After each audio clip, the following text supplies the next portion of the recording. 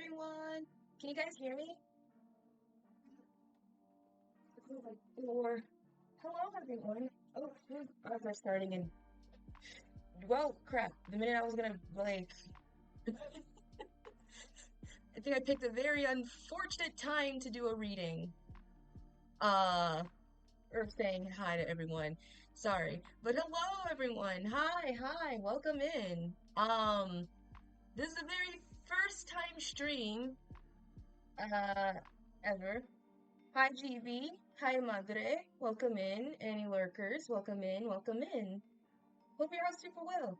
Late night for this is a more later stream. My lates would usually be like, God forbid, 5, but this is the first. I purposely made this stream more 6 p.m. my time. 6 p.m. for anyone in like the States, specifically West Side, but it's like probably morning to everyone else. I'm gonna be frankly honest right there. So yeah, this is a very interesting stream. Um, the music like super low. Hold on. Okay, there we go. So this is gonna be a very interesting first time stream for me per se. I've never have you played the Plants vs Zombie remake? No, I don't have the time. Finals and like everything are like in the way for me. I don't have like the time to do anything. I don't know if there's a high chance we'll ever do like a game. Oh wait, that's not the face. There's a high chance we might not do a game. I don't know, but then again, who knows? But I haven't played any like games yet. Also, I didn't know there was like a book version of Coraline. Oh yeah, this is the first time. The reason why I did purposely choose this specific streaming type, this was basically me doing new things. And one of the things I wanted to do is a live reading per se. And you'd be surprised, people have already know the film Coraline, but they don't know that it came from a book of the same name, of the same title. Actually, I think I have a PNG image here. Hold on, can I post it in, like, hold on, let me actually see. I was able to, I have a copy of the book right next to me. I mean, let me see if I can, okay, browse, image, downloads, image, well, bam, here we go. So this is the book. I was able to snag this book while on my way to streaming. I got it from my local, the Ghouls library. I probably stole it, but they don't know that. The cover is kind of eerie. Yeah, that's the thing. People are very aware of the movie Coraline, but they're not aware that there is an existence that Coraline came from a book. Originally, it was a book series. And the one who created it was Neil Gaiman. I want to do like a little mini chat before I actually like dive into reading, because there's some facts and highlight keys that makes it very specific. In terms of Coraline, it came from a book series, and if I remember correctly, the reason why it was created, it was supposed to be a good ghost story for his kid. Hold on, let me actually like make sure I Google this correctly, because I don't want to post like Coraline little book.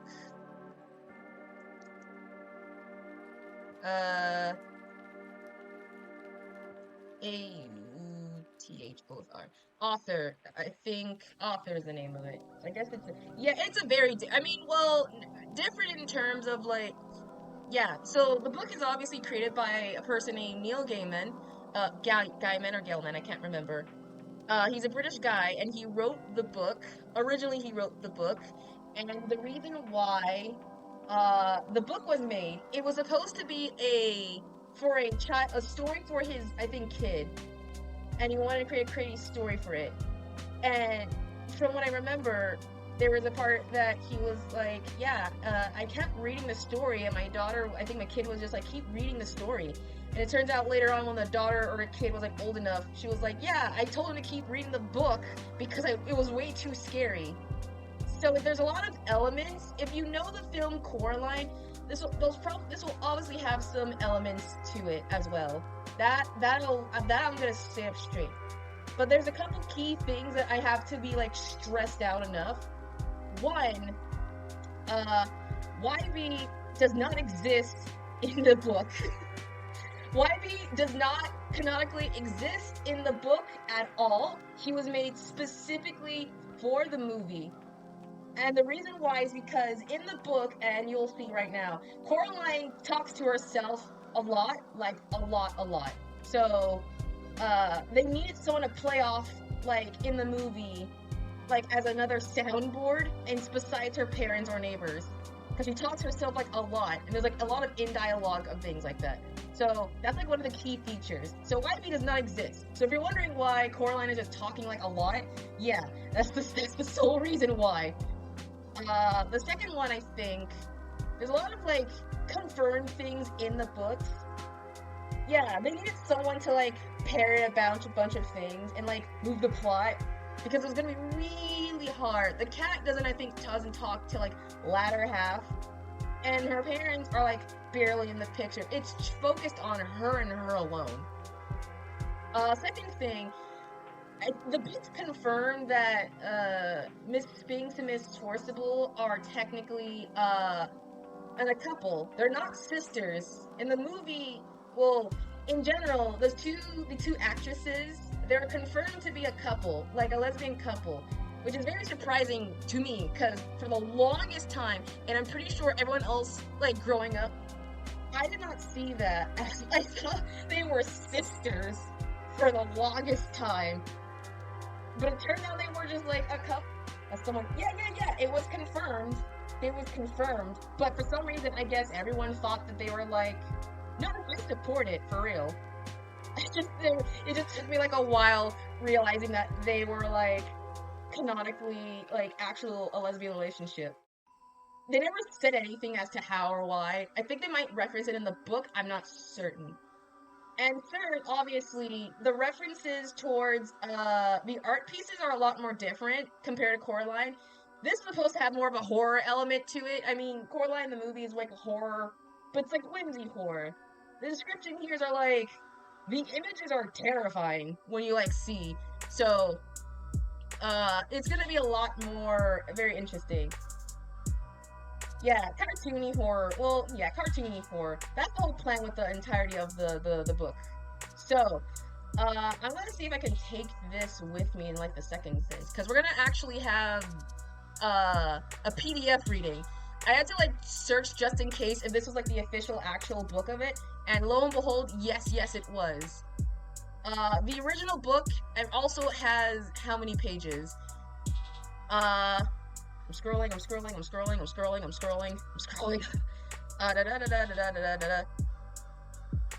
Is it not? No.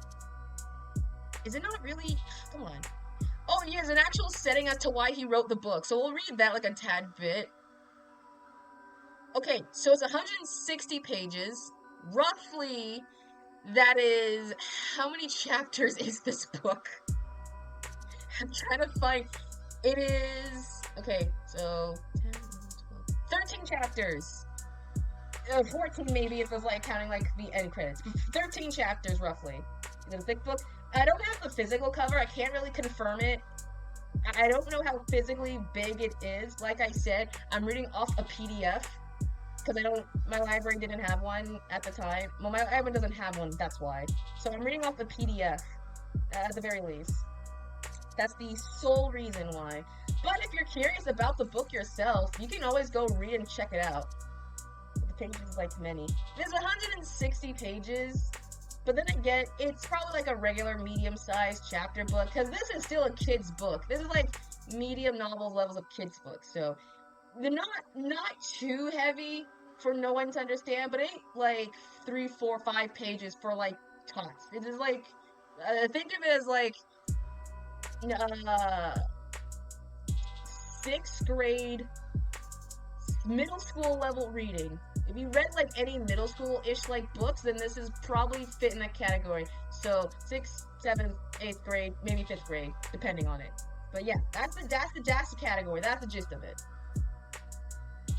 But, yeah, this is also my first time kind of reading it. Because I know there's some elements to it I have not had the chance to fully read it. So this is I'm kind of going in blind as well. This is coming from someone who has like repeatedly watched the movies and watched many people react to the movies. Heck, I was just coming home from school just watching people react to the movie because it's really good. Let's see. Okay. I have the PD. Let's see. So I have now the PDF up and ready. Let me move to da da da da da da da da da da da da. What's talking to? I never like reading, but being read was the only way I could sit through a book. Yeah, this is one of those entire display capture. God, no, not that. Browser, freaking window capture, please. Oh my God. There. Okay. There. Okay. So you can see the book. We'll be able to see the book. I actually didn't bring the book. Yeah, pause back. Pause back. Let me see if I can actually import the image just in case. Because I don't add existing image. Is it? I don't know if this is it. No, it's not that. Okay. Well, you already know what the book is. You already know what the title is. This is also the first time for me because I've never done a live reading before. This is the cool of just someone being a nooblet to whatever the hell voice acting is. So, I guess I'm gonna be like voicing some of the characters, if not all of the characters. So yeah, this is with my dollar freaking headphone set mic. This is gonna be hella weird. So if you want to read along with me, just type in like Coraline or PDF book or whatever, and you can follow along as well. But if not, I really hope you understand what I'm saying. Actually, hold on. There's a category. I want to see. Is there just a category specifically for reading? Because I'm curious. I don't know. Reading. Because it has to have a category for reading, right? If there's a just chatting, reading has to be involved. I'm scrolling. Oh my God, there is! Oh my God, there is! There's specifically a category just for reading. What? Holy cow, how have I not know that? What? That's kind of sick, yo. Okay. Okay. Do you guys... I'm gonna turn down the music a tad bit. I don't want to be too completely off, but do y'all want the music in the background while I read, or do you prefer just silence, like those like YouTube videos do when they do like live reading? Do you prefer like small background music, or if you want like an eerie tone to it, or do you want this like complete silence, just like I'm just reading to like a bunch of kids in class type of situation? I would like use different music, like eerie. Okay.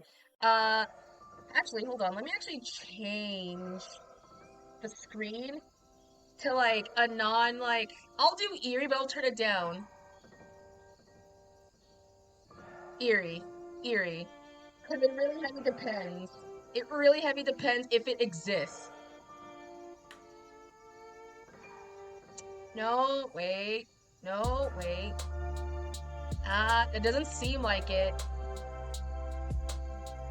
If they are, they're like a long playlist. You know what? We'll just. This is really hard.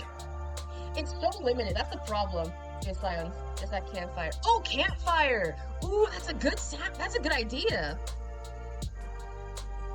Campfire. Sound. Sound effect. Sound for reading. Reading for fire sounds for reading. Okay. I'm changing it. This. Okay, that works better. That kind of works better, right? Is that too loud, the fire? Because it kind of works. I'm hoping and praying ads don't just pop in like immediately. That's that. Whoa, shit. Oops. Yeah, this is like a good campfire background noise and things like that. Got me some marshmallows and listen to the volume. Okay, I'll turn down the volume a bit so that way it doesn't be like more fire. Because y'all, it'll be quiet for y'all. It's supposed to be hella loud for me. But I can still deal with it. Is this better in tone and everything?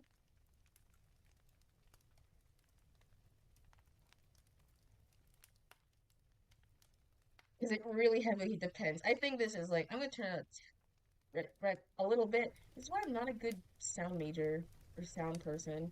I don't know when the hell it's like too loud or too soft. Okay. Is it good now? That's nice. Okay, perfect. There it is. There's the tone. Uh, so yeah, all right. I hope y'all enjoy the reading or the first stream ever for the Halloween one of the events of my reading of Coraline by Neil Gaiman. And if I stutter some words, yeah, yeah, but yeah, I hope y'all enjoy it. All right, boys and girls, let's gather around the campfire and tell some stories. If it lags, I swear to God. Okay. And I changed my category, right? Yeah, it's under reading and writing, so. Oh, god damn it, ads are starting. Come on! The minute I was gonna read. Alright, well, if y'all aren't sub, you're gonna miss me reading, but, should I don't want to stall anymore, because I'm already, like, a bit late. Well, it's already late-ish. Damn you. And lurkers, you might have ads, but all you subs are like fine since y'all don't have ads. All right, okay, here we go. Chapter 1. Hope y'all enjoy the reading. And let me know if I'm like bad. Okay. Coraline discovered the door a little while after they moved into the house. It was a very old house and had an attic under the roof and a cellar under the ground and an overgrown garden with huge old trees in it. Coraline's family didn't own all the house. It was too big for that. Instead, they own a part of it. There are other people who live in the old house. Miss Spink and Miss Forcible live in the flat below Coraline's on the ground floor. They are both old and round, and they lived in their flat with a number of aging Highland Terriers who had names like Hamish and Andrew and Jock. Once upon a time, Miss Spink and Miss Forcible have been actresses, and Miss Spink told Coraline the first time she met.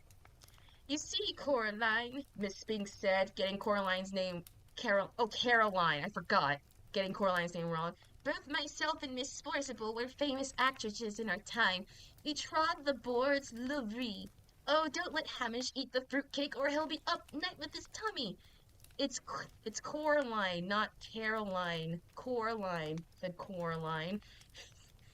In the flat above Coraline's, under the roof, was a crazy old man with a big mustache. He told Coraline that he was training a mouse circus. He would let anyone see it. One day, little Caroline, when they are all ready, everyone in the world would see the wonders of my mouse circus. You ask me why you cannot see it now? Is that what you ask me? No, said Caroline quickly. I asked you not to call me Caroline. It's Coraline. The reason you came oh this is by the way this is the circus guy, the blue guy. The reason you cannot see the mouse circus, said the man upstairs, is the mice are not ready yet and rehearsing. Also they refuse to play the songs I have written for them. All the songs I've written for the mice to play go oompa oompa, but the white mice will only play doo doo doo like that. I think all the trying them on different types of cheese. Coraline didn't think there really was a mouse circus. She thought the old man was probably making it up. The day after they moved in, Coraline went exploring. She explored the garden. It was a big garden. At the very back was an old tennis court, but no one in the house played tennis, and the fence around the court had holes in it, and the net mostly rotten away. There was an old rose garden, filled with stunned, fly-born rose bushes. There was a rockery that was all rocks. There was a fairy ring made of squiggly brown toadstool, which smelled dreadful if you accidentally trod on them. Yeah, I'm doing the live reading now. There was also a well. On the first day Coraline's family moved in, Miss Spink and Miss Forcible made a point of telling Coraline how dangerous the well was, and they warned her to be sure to be kept far away from it. Oops, sorry. So Coraline set off to explore for it, that she knew where it was, to keep away from it properly. She found on the third day in an overgrown meadow beside the tennis court, behind a clump of trees, a low brick circle almost hidden in the high grass. The well had been covered up by wooden boards to stop anyone falling in. There was a small knotted hole in one of the boards, and Coraline spent an afternoon dropping pebbles and acorns to the hole and waited, and counting, until she heard the plop as they hit the walls far below. Uh, oops, sorry. Coraline also explored for animals. She found a hedgehog, a snake skin, but no snake, and a rock that looked just like a frog, and a toe that looked just like a rock. There was also a haughty black cat who sat on the walls and tree stump and watched her, but slipped away if ever she went over to try and play with it. That was how she spent her first 2 weeks in the house, exploring the gardens and the grounds. Her mother made her come back inside for dinner and for lunch, and Coraline had to make sure she dressed up warm before she went out, for it was a very cold summer that year. But go out she did, exploring, every day until the day it rained, and Coraline had to stay inside. "What should I do?" asked Coraline. "Read a book," said her mother. "Watch a video, play with your toys, go and pester Miss Spinkin or Miss Forcible, or the crazy old man upstairs." "No," said Coraline. "I don't want to do those things. I want to explore."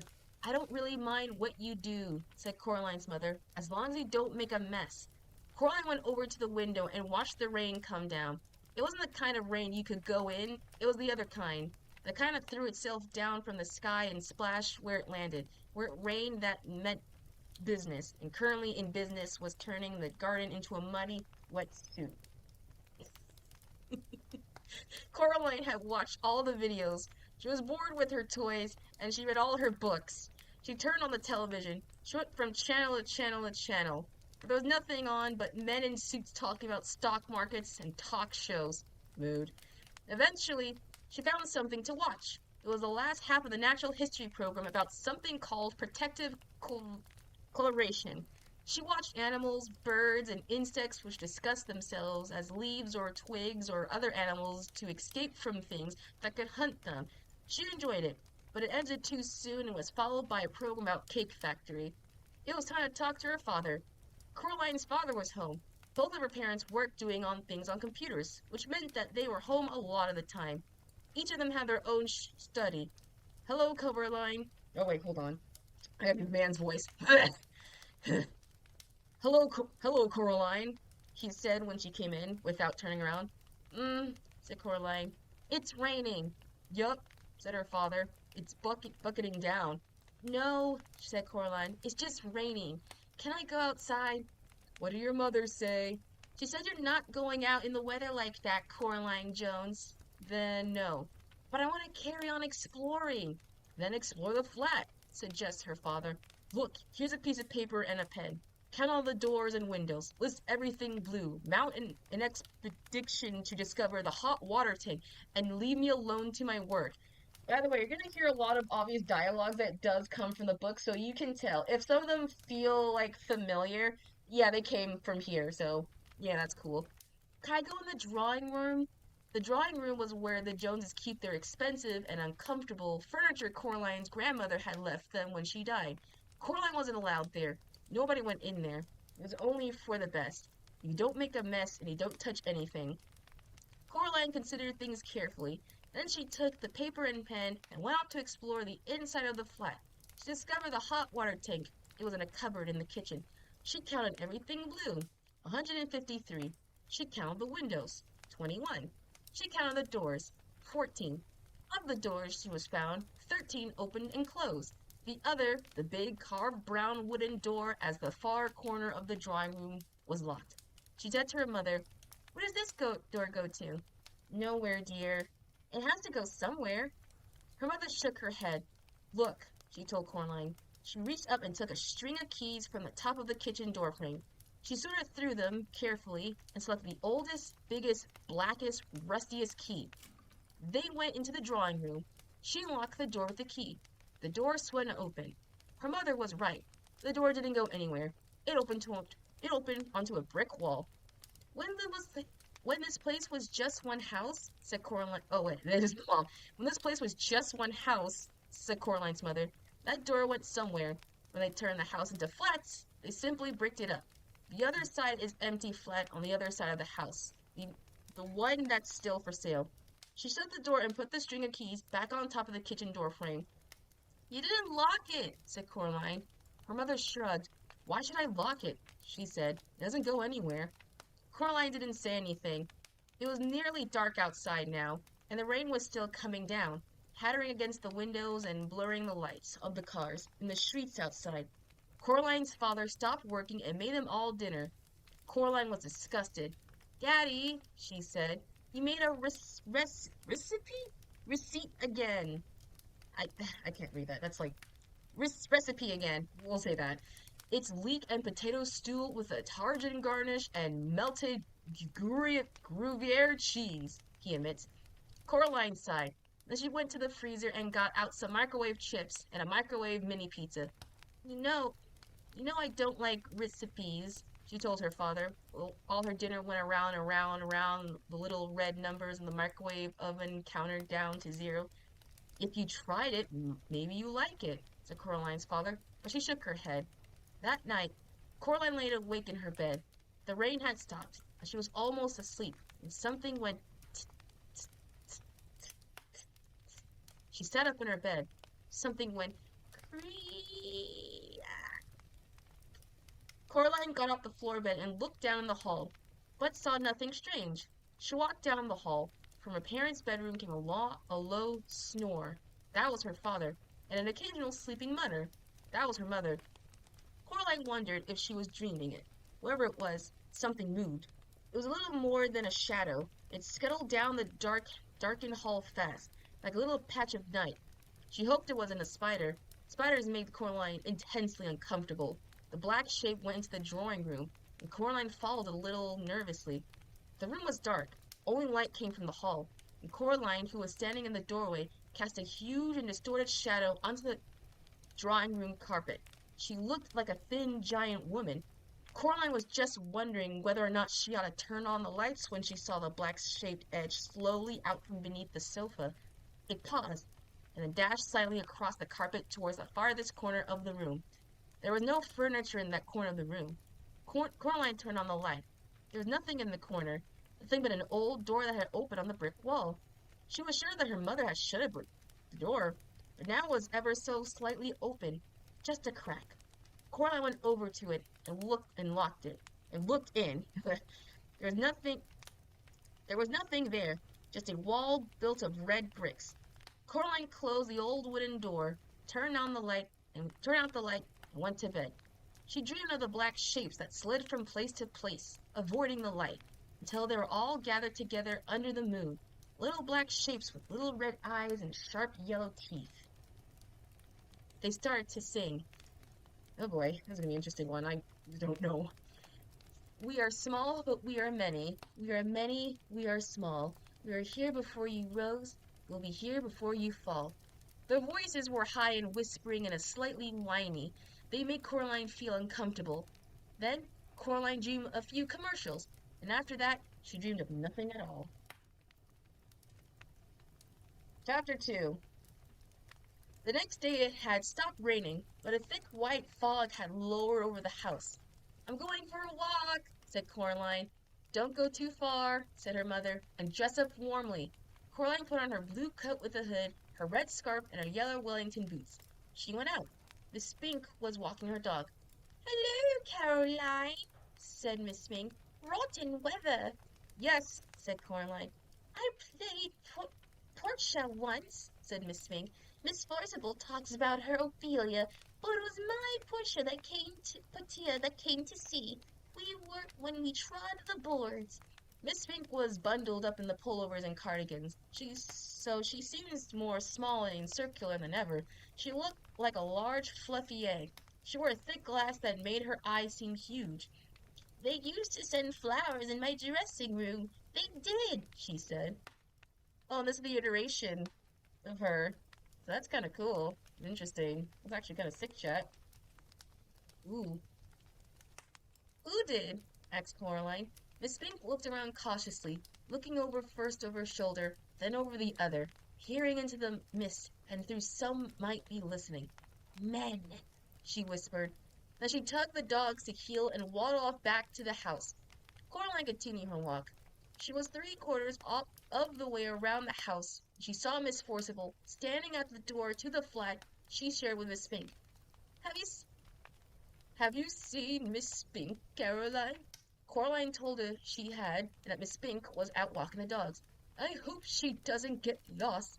It'll bring on her shingles if she does, you'll see, said Miss Forcible. You have to be an explorer to find your way around this fog. I'm an explorer, said Coraline. Of course you are, Louis, said Miss Forcible. Don't get lost now. Coraline continued walking through the garden in the gray mist. She always kept inside of the house. After about 10 minutes of walking, she found herself back where she had started. The hair over her eyes was limp and wet, and her face felt damp. Caroline, said the crazy old man upstairs. Oh, hello, said Coraline. She could hardly see the old man through the mist. He walked down the steps on the outside of the house that led up past Coraline's front door to the door of his flat. He walked down very slowly. Coraline waited at the bottom of the stairs. The mice do not like the mist, he told her. It makes them whiskers droop. I don't like the mist that much either, admitted Coraline. The old man leaned down so close that the bottoms of his mustache tickled Coraline's ears. The mice have message for you, he whispered. Coraline didn't know what to say. The message is this. Don't go through the door. He paused. Does that mean anything to you? No, said Coraline. The old man shrugged. They are funny, the mice. They get things wrong. They get your name wrong, you know.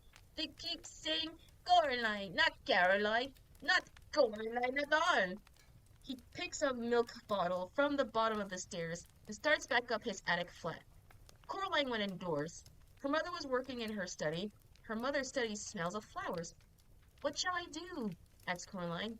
When you get back to school, bleh, excuse me. When do you get back to school? Asked her mother. Next week, said Coraline. Said her mother. I suppose I have to get you new school clothes. Remind me, dear, or else I'll forget. And she went back to typing things on the computer screen. What shall I do? Repeated Coraline. Draw something. Her mother passed her a sheet of paper and a ballpoint pen. Coraline tried to draw the mist.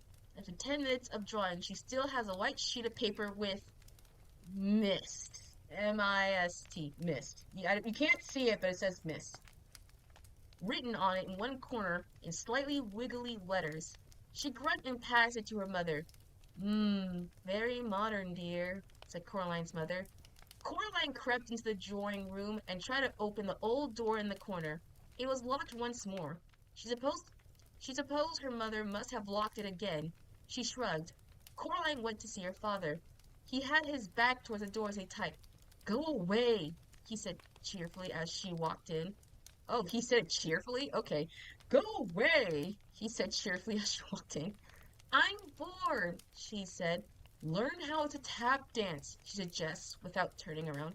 Coraline shook her head. Why don't you play with me? She asked. Busy, he said. Working, he added. He still hasn't turned around to look at her. Why don't you go around and bother Miss Spink and Miss Forcible? Coraline put on her coat, put up her hood, and went out the house.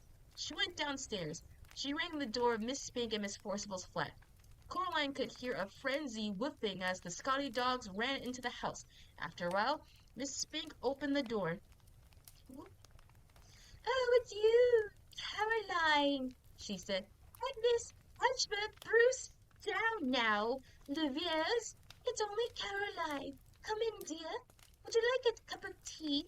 The flat smelled of furniture, polish, and dogs. Yes, please, said Coraline. Miss Spink led her into a dusty little room, what she calls a parlor. On the wall were black and white photographs of pretty women and theater programs in frames. Miss Forcible was sitting in one of the armchairs knitting hard. They poured Coraline a cup of tea in a little pink bone china cup with a saucer. Sorry about that. They gave her a dry Garibaldi biscuit to go with it. Miss Forcible looked at Miss Spink. She picked up her knitting things and took a deep breath. Anyway, April, as I was saying, you still have to admit there's life in the old dog yet. Miriam, dear, neither of us was as young as you were. Madame Acrati, replied Miss Forceful. The nurse in Romeo, Lady Bracknell, character parts. They can't retire you from the stage. Now, Miss Miriam, we agreed, said Miss Spink. Coraline wondered if they'd forgotten she was there. They weren't making much sense, and she decided they were having an argument, and old comfortable as an armchair. The kind of argument that no one ever really wins or loses, but which can go on forever if both parties are willing. She sips her tea. I'll read the leaves if you want, said Miss Spink to Coraline. Sorry? The tea leaves, dear. I'll read your future. Coraline passes Miss Spink her cup. Miss Spink peers short-sightedly as the black tea leaves on the bottom. She pursued the lips. You know, Caroline, she said after a while, you're in terrible danger. Miss Forcible snorts and puts down her knitting. Don't be silly, April. Stop scaring the girl. Your eyes are going. Pass me the cup, child. Coraline carried the cup over to Miss Forcible. Miss Forcible looked into it carefully, shook her head, and looked into it again. Oh dear, she said. You're right, April. She is in danger. See, Miriam, said Miss Spink triumphantly. My eyes are good as they ever were. What am I in danger from? Asked Coraline. Miss Spink and Forcible stared at her blankly. It doesn't say, Miss Spink. Tea leaves aren't readable for that kind of thing. Not really. They're good for general, but not for specifics. What should I do then? Asked Coraline, who was slightly alarmed by this. Don't wear green in your dressing room, suggested Miss Spink, or mention the Scottish plays, added Miss Forcible. Coraline worried why few of the adults she had met made any sense. She sometimes wondered who they thought they were talking to. And be very, very careful, said Miss Spink. She got up from the armchair, went over to the fireplace. On the mantel was a small jar, and Miss Spink took off the top of the jar and began to pull things out of it. There was a tiny china duck, a thimble, a strange little brass coin, 2 paper clips, and a stone with a hole in it. She passed Coraline the stone with a hole in it. What's this for? Asked Coraline. The hole went all the way through the middle of the stone. She held up in the window and looked through it. It might help, said Miss Spink. They're good for bad things sometimes. Coraline put her coat on, said goodbye to Miss Spink and Miss Forcible and to the dogs, and went outside. The mist hung like a blindness around the house. She walked slowly to the stairs up to her family's flat, and then stopped and looked around. In the mist, it was a ghost world. In danger? Thought Coraline to herself. It sounded exciting. It didn't sound like a bad thing. Not really. Coraline went back upstairs, her fist closed tightly around her new stone. Ooh, new art. Oh man, this looks spooky. That's the other mother, I'm pretty sure. Ooh. The next day, the sun shone, and Coraline's mother took her into the nearest large town to buy clothes for school. By the way, this is gonna be like a slow burn, so if you're expecting the spookiness, it's gonna be a slow burn until we actually get to it. You can obviously tell it's going in not in order. So yeah. Chapter 3. The next day, the sun shone, and Coraline's mother took her into the nearest large town to buy clothes for school. They dropped her father off at the railway station. He was going to London for the day and see some people. Coraline waved him goodbye. They went to the department store to buy the school clothes. Coraline saw some day-glow green gloves she liked a lot. Her mother refused to buy them for her, preferring instead to buy white socks, navy blue school uniform pants, 4 gray blouses, and a dark gray skirt. But, Mom, everybody at school going gray blouse and everything. Nobody's got green gloves. I could be the only one. Her mother ignored her. She was talking to the shop assistant. They were talking about which kind of sweater to get for Coraline, and we agreed the best thing to do would be the best one.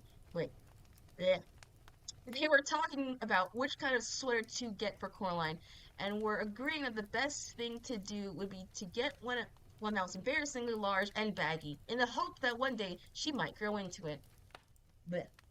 Coraline wandered off and looked at a display of Wellington boots, shaped like frogs and ducks and rabbits. Then she wandered back. Coraline, oh, there you are. Where on earth were you? I was kidnapped by aliens, said Coraline. They came down from outer space with ray guns, but I fooled them by wearing a wig and laughing in a foreign accent, and I escaped. Yes, dear, now I think you could do with some more hair clips, don't you? No? Well, let's say half a dozen to be on the safe side, said her mother. Coraline didn't say anything. In the car on the way back home, Coraline said, What's in the empty flat? I don't know. Nothing, I expect. It probably looks like our flat before we moved in. Empty rooms. Do you think you could get into the room from our flat? Not unless you can walk through the bricks, dear. Oh. They got home around lunchtime. The sun was shining, although the day was cold. Coraline's mother looked in the fridge and found a sad little tomato and a piece of cheese with green stuff growing on it.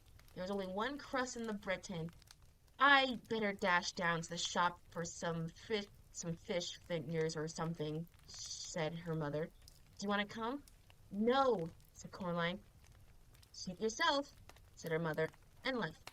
Then she came back and got her purse and car keys and went out again. Coraline was bored. She looked through the book and her mother was reading about native people in a distant country. How every day they were taking a piece of white silk and drawing on them in wax, then dip the silk in dye, then draw on them the more. Bleh, hold on, backing up. She flipped through a book her mother was reading about native people in a distant country, how every day they would take pieces of white silk and draw on them in wax, then dip the silks in dye, then draw on them more in wax and dye them some more, then boil the wax out in the hot water, and finally throw the now beautiful cloth on fire and burn them to ashes. Blech. It seemed pretty particularly pointless to Coraline, but she hoped that the people would enjoy it. She was still bored, and her mother wasn't yet home. Coraline got a chair and pushed it over the kitchen door. She climbed onto the chair and reached up. She got down, then got a broom from the broom cupboard. She climbed back on the chair again and reached with the broom. Chink! She climbed down for the chair and picked up the keys. She smiled triumphantly. Then she leaned the broom against the wall and went into the drawing room. The family did not use the drawing room. They had inherited the furniture from Coraline's grandmother, along with wooden coffee table, a side table, a heavy glass ashtray, and the oil paintings of a bowl of fruit. Coraline could never work out why anyone would want a painting of a bowl of fruit. Other than that, the room was empty. There were no knickknacks on the mantel, no statues or clocks, nothing that made it feel comfortable or lived in. The old black key felt colder than any of the others. She pushed it into the keyhole. It turned smoothly with a satisfying clunk. Coraline stopped and listened. She knew she was doing something wrong, and she was trying to listen for her mother to come back, but she heard nothing. Then Coraline put her hand on the doorknob and turned it, and finally she opened the door. It opened to a dark hallway. The bricks had gone as if they'd never been there. There was a cold, musty smell coming through the open doorway. It smelled like something very old and very slow. Coraline went through the door. She wondered what empty flat would be like if there was where the corridor led. Coraline walked down the corridor uneasily. There was something very familiar about it. The carpet beneath her feet was the same carpet in her flat. The wallpaper was the same wallpaper they had. The picture hanging in the hall had the same one they had hanging in the hallway at home. She knew where she was. She was in her own home. She hadn't left. She shook her head, confused. She stared at the picture hanging on the wall. No, it wasn't exactly the same. The picture had in their own hallway showed a boy in old-fashioned clothing staring at some bubbles, but now the expression on his face was different. He was looking as if the bubbles, as if he was planning to do something very nasty indeed to them. And there was something particular about his eyes. Coraline stared at his eyes, trying to figure out what exactly was different. She almost had it when someone said, "Coraline?" It sounded like her mother. Coraline went to the kitchen where her voice had come from. A woman stood in the kitchen with her back to Coraline. She looked a little like Coraline's mother, only her skin was white as paper. Only she was taller and thinner. Only her fingers were too long, and they never stopped moving, and her dark red fingernails were curved and sharp. Coraline, the woman said, is that you? And then she turned around. Her eyes were big black buttons. And then yeah, I read that. Lunchtime, Coraline, said the woman. Who are you? Asked Coraline. I'm your other mother, said the woman. Go and tell your other father that lunch is ready. She opened the door of the oven. Suddenly, Coraline realized how hungry she was. It smelt wonderful. Well, go on. Coraline, bleh. Coraline went down the hall to where her father's studies was. She opened the door. There was a man in there, sitting at the keyboard with a back to her. Hello? Hello? Said Coraline. I mean, she said that lunch is ready. The man turned around. His eyes were buttons, big and black and shiny. Hello, Coraline, he said. I'm starving. He got up and went to her into the kitchen. They sat at the kitchen table, and Coraline's other mother brought them lunch. A huge golden brown roast of chicken, fried potatoes, tiny green peas. Coraline shoved the food in her mouth. It tasted wonderful. Damn, I want to eat that shit too. That's fire, yo. We've been waiting for you for a long time, said Coraline's other father. For me? Yes, said the other mother. I wasn't the same here without you, but we knew you'd arrive one day, and then we could be a proper family. Would you like some more chicken? It was the best chicken that Coraline had ever eaten. Her mother sometimes made chicken, but it was always out of packs or frozen, and it was very dry, and it never tasted of anything.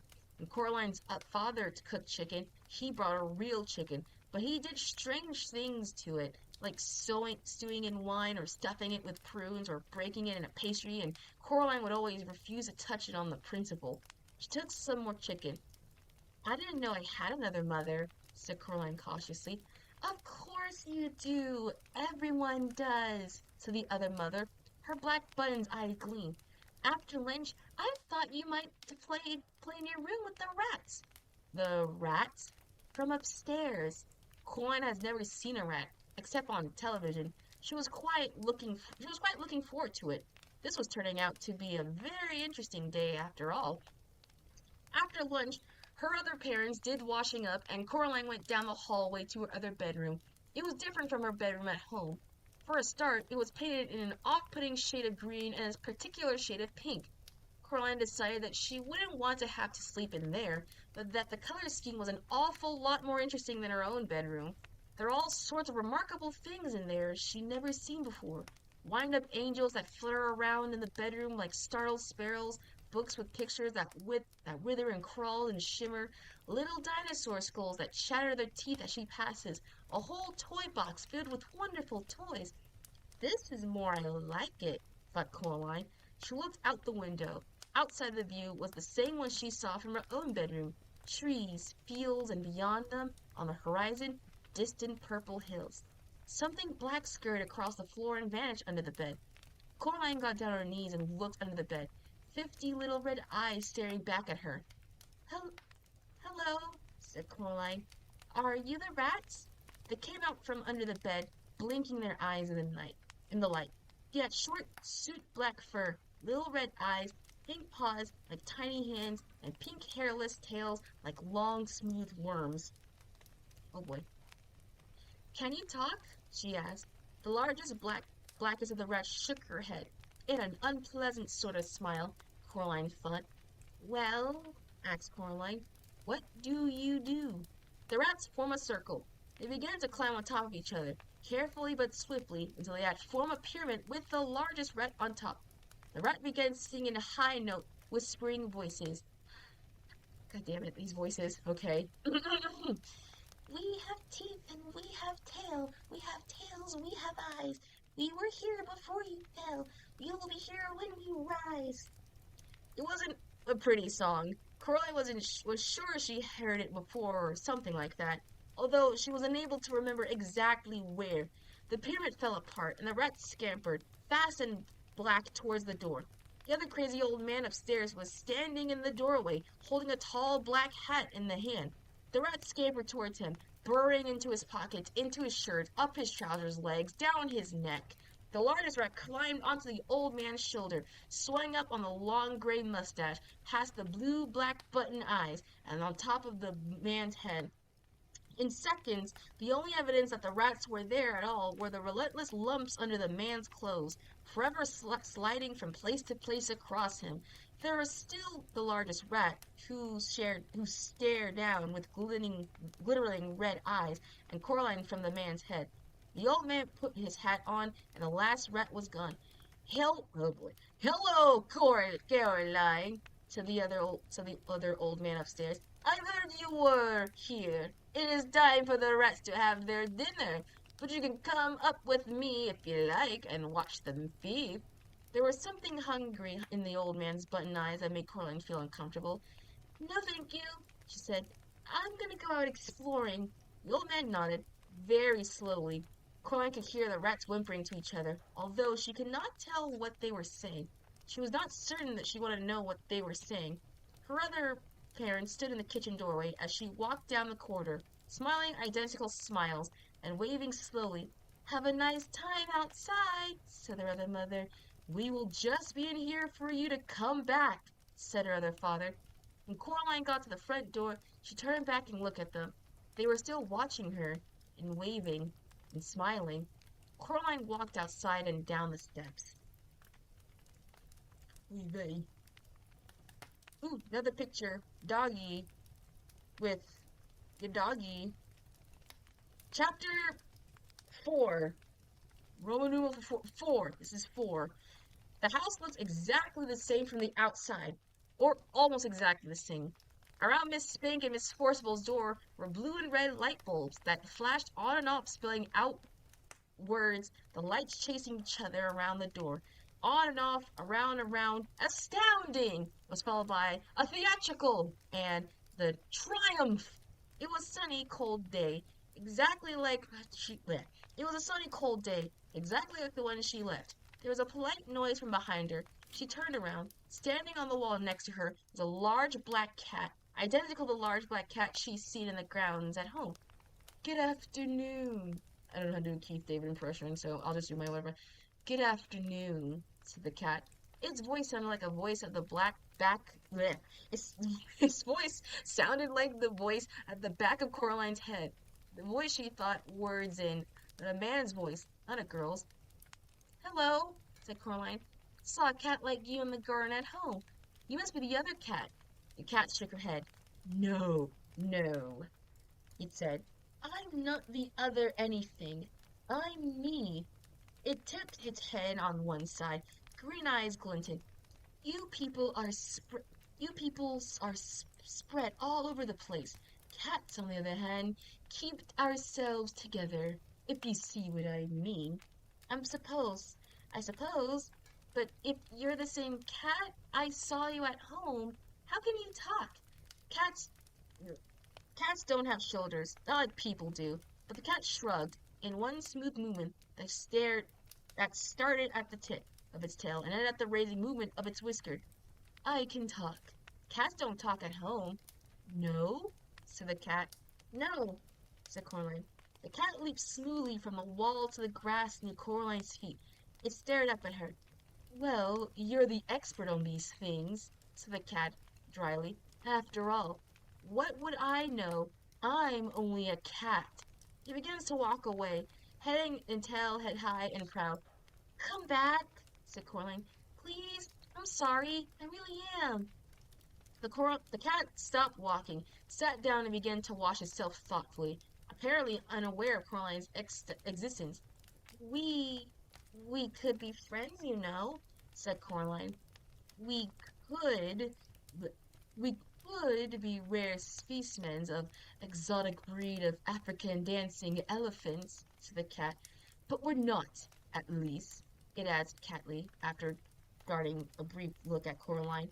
I'm not. Coraline sighed. Please, what's your name? Coraline asked the cat. Look, I'm Coraline, okay? The cat yawned slowly, carefully, revealing a mouth and tongue of astounding pinkness. Cats don't have names, it said. No? Said Coraline. No, said the cat. Now, you people have names. That's because you don't know who you are. We know who we are, so we don't need names. Blech. There was something irritatingly self-centered about the cat, Coraline decided, as if it were, in opinion, the only thing in any world or place that could possibly be of any importance. Half of her half her wanted to be very rude to it. The other half wanted to be polite and d- these words, deferential. The polite half won. Please, what is this place? The cat glanced around briefly. It's here, said the cat. I can see that. Well, how did you get here? Like you did. I walked, said the cat. Like this. Coraline watched as the cat walked slowly across the lawn. It walked behind a tree, but didn't come out the other side. Coraline went over to the tree and looked behind it. The cat was gone. She walked back towards the house. There was another polite noise from behind her. It was the cat. By the by, it said, it was sensible of you to bring protection. I'd hang on to it, if I were you. Protection? That's what I said the cat. And anyway, it paused, and staring intently at something that wasn't there. Then it went down into a low crouch and moved slowly forward 2 or 3 steps. It seemed to be stalking an invisible mouse, abruptly turning its dashing before the woods. It vanished among the trees. Coraline wondered what the cat had meant. She also wondered whether cats could talk where she came from and just choose not to, or whether they could only talk where they were here, wherever here was. She talked down the brick step. She was walked down the brick steps to Miss Spink and Forcible's front room. The blue and red lights flashed on and off. The door opened, just slightly. She knocked on it, but her first knock made the door swing open, and Coraline went in. She was in the dark room that smelled of dust and velvet. The door swung shut behind her, and the room was black. Coraline edged forward into a small attender room? Attend room. Yeah, a tin room. Her face brushed against something soft. It was cloth. She reached up her hand and pushed at the cloth. It parted. She stood blinking on the other side of the velvet curtains, poorly lit theater. Far away, the edge of the room, it was high wooden stage, empty and bare, dim spotlight shining onto it from high above. There were seats between Coraline and the stage, rows and rows of seats. She heard a shuffling noise, and a light came towards her, swinging from side to side. There was a closer she saw that the light was coming from a flash lamp.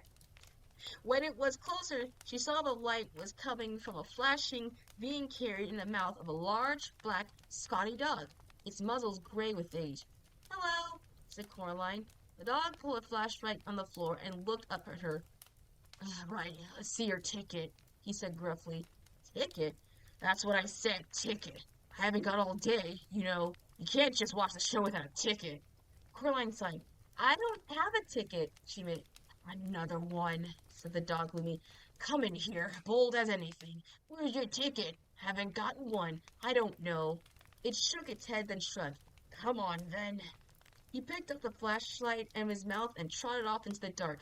Coraline followed him. When he got near the front of the stage, he stopped and shoved the light onto an empty seat. Coraline sat down, and the dogs wandered off. As her eyes got used to the dark, she realized that the other inhabitants of the seats were also dogs. There was a sudden hissing noise from behind the stage. Coraline decided it was the sound of the scratching old records being put onto the record player. The hissing became the noise of trumpets, and Miss Spink and Miss Forcible came onto the stage. Miss Spink was riding on a one-wheeled bicycle and juggling balls. Miss Forcible skipped behind her, holding a basket of flowers. She scattered the flower petals across the stage as she went. They reached for the front of the stage, and Miss Spink leaped nimbly off the unicycle, and the two old women bowed low. All the dogs thumped their tails and barked enthusiastically. Coraline clapped politely. Then they unbuttoned their fluffy round coats and opened them. But their coats weren't all that open. Their face opened too, like empty shells, and out of the old empty fluff and round bodies stepped two young women. They were thin and pale and quite pretty and had black button eyes. The new Spink was wearing a green tight and high brown boots that were most of the halfway up her legs. The new Miss Forcible wore a white dress and had a half flower in her long, yellow hair. Coraline pressed back against her seat. Miss Spink went off the stage, and the noise trumped spectacularly, and the gramophone needed dug its way across the record and was pulled off. "This is my favorite bit," whispered the little dog in the seat next to her. The old Miss Forcible picked a knife off the box in the corner of the stage. "Is this daggers that I see before me?" she asked. "Yes!" shouted all the little dogs. "It is!" Miss Forcible curtsy, all the dogs applauding them again. Coraline didn't bother clapping this time. Miss Spink came back on. She slapped her thighs, and all little dogs woofed. Oh my god. "And now," Miss Spink said, "Miriam and I proudly present a new and exciting, oh my god, addendum to our theatrical exposition. Do I see a volunteer?" The little dog next to Coraline nudged her with its front paw. "That's you," it hissed. Coraline stood up and walked to the wooden steps to the stage. "Can I have a round of applause for the young volunteer?" asked Miss Spink. The dogs woofed and squealed and thumped their tails on the velvet seat. Now, Coraline," said Miss Spink, "what's your name?" "Coraline," said Coraline. "And we don't know each other, do we?" Coraline looked at the thin young woman with black button eyes and shook her head slowly. Now, said the other Miss Spink. "Stand over here." She led Coraline across the board by the side of the stage and pulled a balloon on top of Coraline's head. Miss Spink walked over to Miss Forcible. She blindfolded Miss Forcible button eyes with a black scarf and put a knife in her hand. Then she turned around 3 or 4 times and pointed her at Coraline. Coraline held her breath and squeezed her fingers in 2 tight fists. Miss Forcible threw the knife at the balloon. It popped loudly. The knife stuck into the board just above Coraline's head and twanged there. Coraline braved out. The dogs went wild. Miss Spink gave Coraline a very small box of chocolate and thanked her for being such a good sport. Coraline went back to her seat. "You were very, very good," said the little dog. "Thank you," said Coraline.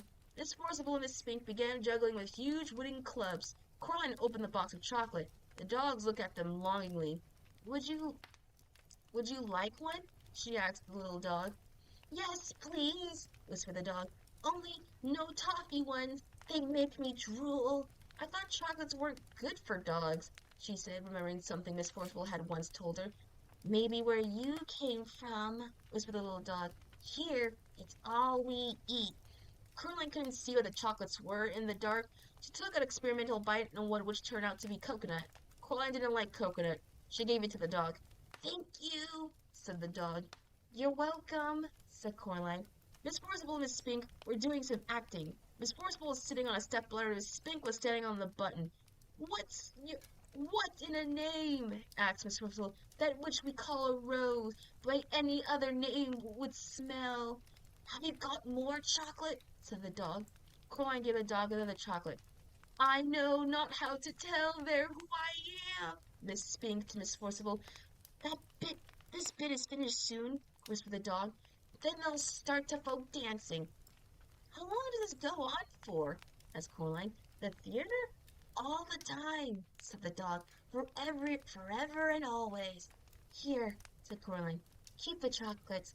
"Thank you," said the dog. Coraline stood up. "See you soon," said the dog. "Bye." She walked out the theater and back into the garden. She had to blink her eyes at the daylight. Her other parents were waiting for her in the garden, standing side by side. They were smiling. "Did you have a nice time?" asked her other mother. "It was interesting," said Coraline. The 3 of them walked back up to Coraline's other house together. Coraline's other mother stroked Coraline's hair with her long, white fingers. Coraline shook her head. "Don't do that." Her other mother took her hand away. "So," said her other father, "do you like it here?" "I suppose," said Coraline. "It's much more interesting than home." They went inside. "I'm glad you like it," said Coraline's mother, "because we like to think that this is your new home. You can stay here forever and always, if you want to." Said Coraline. She put her hand on her pockets and thought about it. Her hand touched the stone that the real Miss Spink and Forceful had given her that day before the stone with the hole in it. If you want to stay, said her other father, there's only one thing we'll have to do so you can stay here forever and always. They went into the kitchen. On a china plate on the kitchen table was a spoon of black cotton and a long silver needle, and, besides them, two large black buttons. I don't think so. Oh, but we want you to, said the other mother. We want you to stay, and it's just a little thing. It won't hurt, said the other father. Coraline knew when grown-ups told you something wouldn't hurt, it almost always did. She shook her head. Her other mothers smiled brightly, and her hair on their head dripped like plants under the sea. We only want what's best for you. She put her hand on Coraline's shoulder. Coraline backed away. I'm going now, said Coraline. She put her hand in her pocket. Her finger closed around the stone with the hole in it. Her other mother hand scuffed off Coraline's shoulder like a frightened spider. If that's what you want, she said. Yes, said Coraline. We'll see you soon, though, said her other father. When you come back. Said Coraline. And then we'll be together as one big happy family, said the other mother. Forever and always. Coraline backed away. She turned around and hurried into the drawing room and pulled open the door with a corner. There was no brick wall now, just darkness, a night-black underground darkness that seemed as if things in them might be moving. Coraline hesitates. She turned back. Her other mother and other father were walking towards her, holding hands. They were looking at her with their buttoned eyes, or at least she thought they were looking at her. She couldn't be sure. Her other mother reached out her free hand and beckoned gently with one white finger, her pale lips smooth. Come back soon, although she said nothing aloud. Coraline took a deep breath and stepped into the darkness, where the strange voices whispers and distant winds howls. She became certain there was something in the darkness behind her, something very old and very slow. Her heart beat so hard and so loudly she was scared and would burst out the chest. She closed her eyes again in the dark. Eventually, she bumped into something and opened her eyes, startled. She had bumped into an armchair in her drawing room. The open door behind her was blocked by rough red brick. She was home. Mamma mia, pizzeria, damn. It's a very interesting start, how it started off basically with her in now the other world after like a lot of things and just immediately noping the frick out of it. That's a very interesting like predicament so far. And it's very interesting to compare like the movie to the sense. I'll rant more, but that's just my 1-2 cents. I don't want this to be like a super long stream. Alright, chapter 5. Coraline locked the door of the drawing room with the cold black key. She went back into the kitchen and climbed onto a chair. She tried to pull the bunch of keys back on the top of the door frame again. She tried 4 or 5 times before she was forced to accept that she wasn't big enough, and she put them down on the counter next to the door. Her mother still hasn't returned from her shopping expedition. Coraline went to the freezer and took out the spare loaf of frozen bread in the bottom compartment. She made herself some toast with jam and peanut butter. She drank a glass of water. She waited for her parents to come back. When it began to get dark, Coraline microwaved herself a frozen pizza. Then Coraline watched the television. She wondered why grown-ups gave themselves all the good programs, with all the shouting and running around. After a while, she started yawning. Then she undressed, brushed her teeth, put herself to bed. In the morning, she went to her parents' room, but their bed hasn't been slept in, and they weren't around. She ate a can of spaghetti for breakfast. For lunch, she had a block of cooked chocolate and an apple. The apple was yellow and slightly shriveled, but it tastes sweet and good. For tea, she went down to see Miss Spink and Forceful. She had 3 digestive biscuits, a glass of lemonade, and a cup of weak tea. The limeade was very interesting. It didn't taste like anything like limes. It tasted bright green and vaguely chemical. Coraline liked it enormously. She wished they had it at home. How are you, dear mother and father? asked Miss Spink. Missing, said Coraline. I hadn't seen either of them since yesterday. I'm on my own. I think I probably became a single-child family. Chapter again? 5. It's chapter 5. Yeah, chapter 5. It's the V. It's in Roman numerals, but chapter 5. What am I? Tell your mother we found gas glow Empire Press clippings we were telling her about. She seemed very interested when Miriam mentioned them to her. She vanished under mysterious circumstances, said Coraline, and I believe my father has as well. I'm a, I'm a, bleh. I'm afraid we'll be out all day tomorrow, Caroline. Lovely, said Miss. Oh, this is Miss Forcible. I'm afraid we'll be out all day tomorrow, Caroline. Lovely, said Miss Forcible. We'll be staying over with April's niece in the Royal Tunbridge Wells. They showed Coraline all the photographic albums with photographs of Miss Big niece in it. And then Coraline went home. She opened her money box and walked down to the supermarket. She bought two large bottles of bleh.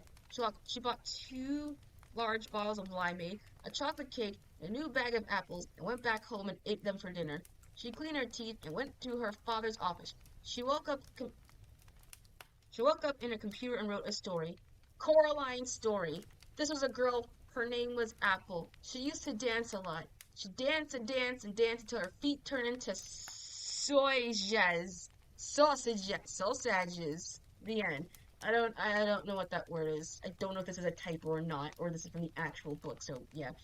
She printed out the story and turned off the computer. Then she drew a picture of a little girl dancing underneath the word of the paper.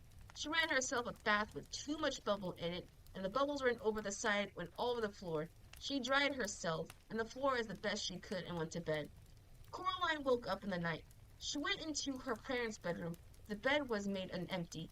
The glowing green numbers on the dial clock glowed. 3:12 a.m. All alone in the middle of the night, Coraline began to cry. There was no other sound in the empty flat. She climbed down in her parents' bed, and after a while, she went to sleep. Coraline was woke by the cold paw by her face. She opened her eyes. Big Green stared back at her.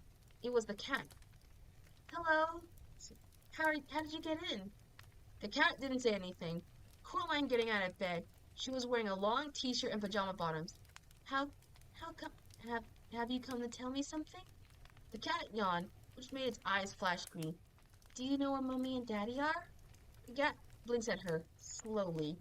Is that a yes? The cat blinked again. Coraline decided that this was indeed a yes.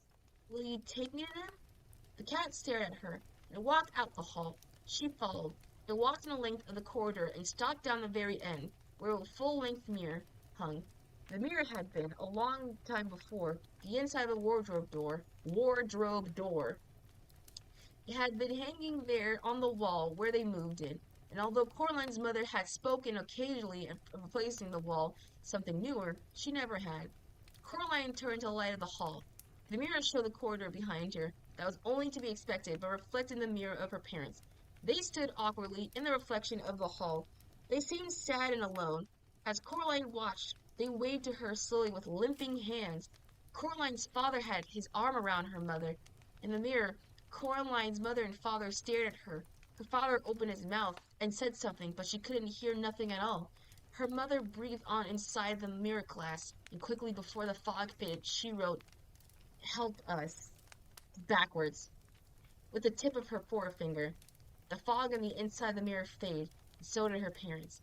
And the mirror reflected on the corridor and Coraline of the cats. "Where are they?" Coraline asked the cat. The cat made no reply, but Coraline could imagine it was a voice as dry as dead, flying from the windows, winter, saying, "Well, where do you think they are?" "They aren't going to be back, are they?" said Coraline. "Not under their own steam." The cat blinked at Coraline, took that as a yes. "Right. Then I suppose there's only one thing left to do." She walked into her father's study. She sat down at his desk. Then she picked up a telephone. She opened the telephone book and telephoned the local police station. Police, said gruff male voice. "Hello?" she said. "My name is Coraline Jones." "You're up a bit after your bedtime, aren't you, young lady?" said the police. "Possibly," said Coraline, who was not going to be diverted. "But I'm reading a report of a crime." "And what sort of crime would that be?" "Kidnapping. Grown-up napping, really. My parents have been stolen away in a world on the other side of the mirror in our hall." "And do you know who stole them?" asked the police officer. Coraline could hear the smile in his voice, and she tried extra hard not to sound like extra hard to sound like an adult might sound, to make him take her seriously. I think my other mother had them both in her clutches. She may want to keep them and sew her eyes with black buttons, or she may simply have them in order to lure me back into reach of her fingers. I'm not sure. Ah, the nefarious clutches of her fiendish fingers, is it? He said. You know what I suggest, Miss Jones? No. What? You ask your mother to make you a big old mug of hot chocolate and then give you a great big old hug. There's nothing like hot chocolate and a hug to make the nightmares go away. And if she starts to tell you off for waking her up at the time of the night, why, you tell her that that's what the policeman said. He had a deep, reassuring voice. Coraline was not reassured. When I see her, said Coraline, I shall tell her that, and she put down the phone. There, there. Oh my god. Hold on, I'm drinking some water real quickly. I know the redeem hasn't hit yet, but I actually just need to drink something for a sec. The voice acting surprisingly good. It is. I thank you. I hydrated already, don't worry. If you're deep, I've already hydrated. But I'm glad you like the voicing. Don't worry, I'll read everything after. I'm gonna bullet through this as much as I can. But thank you, though, Madre. The black cat, who had sat on the floor, groomed his fur, though this entire conversation, now stood up and led the way to the hall. Coraline went back into her bedroom and put on her blue dress gown and her slippers. She looked under the sink for the flashlight and found one, but the other batteries had long since run down, and it barely glowed with a faintest stray-colored light. She put down again and found a box of, in case of emergencies, white wax candles and thrust on the candlestick. She put an apple in each pocket. She picked up a ring of keys and took them old back keys off the ring. She walked into the drawing room and looked at the door. She had a feeling that the door was looking at her. She knew it was silly, and knew on a deeper level it was somehow true.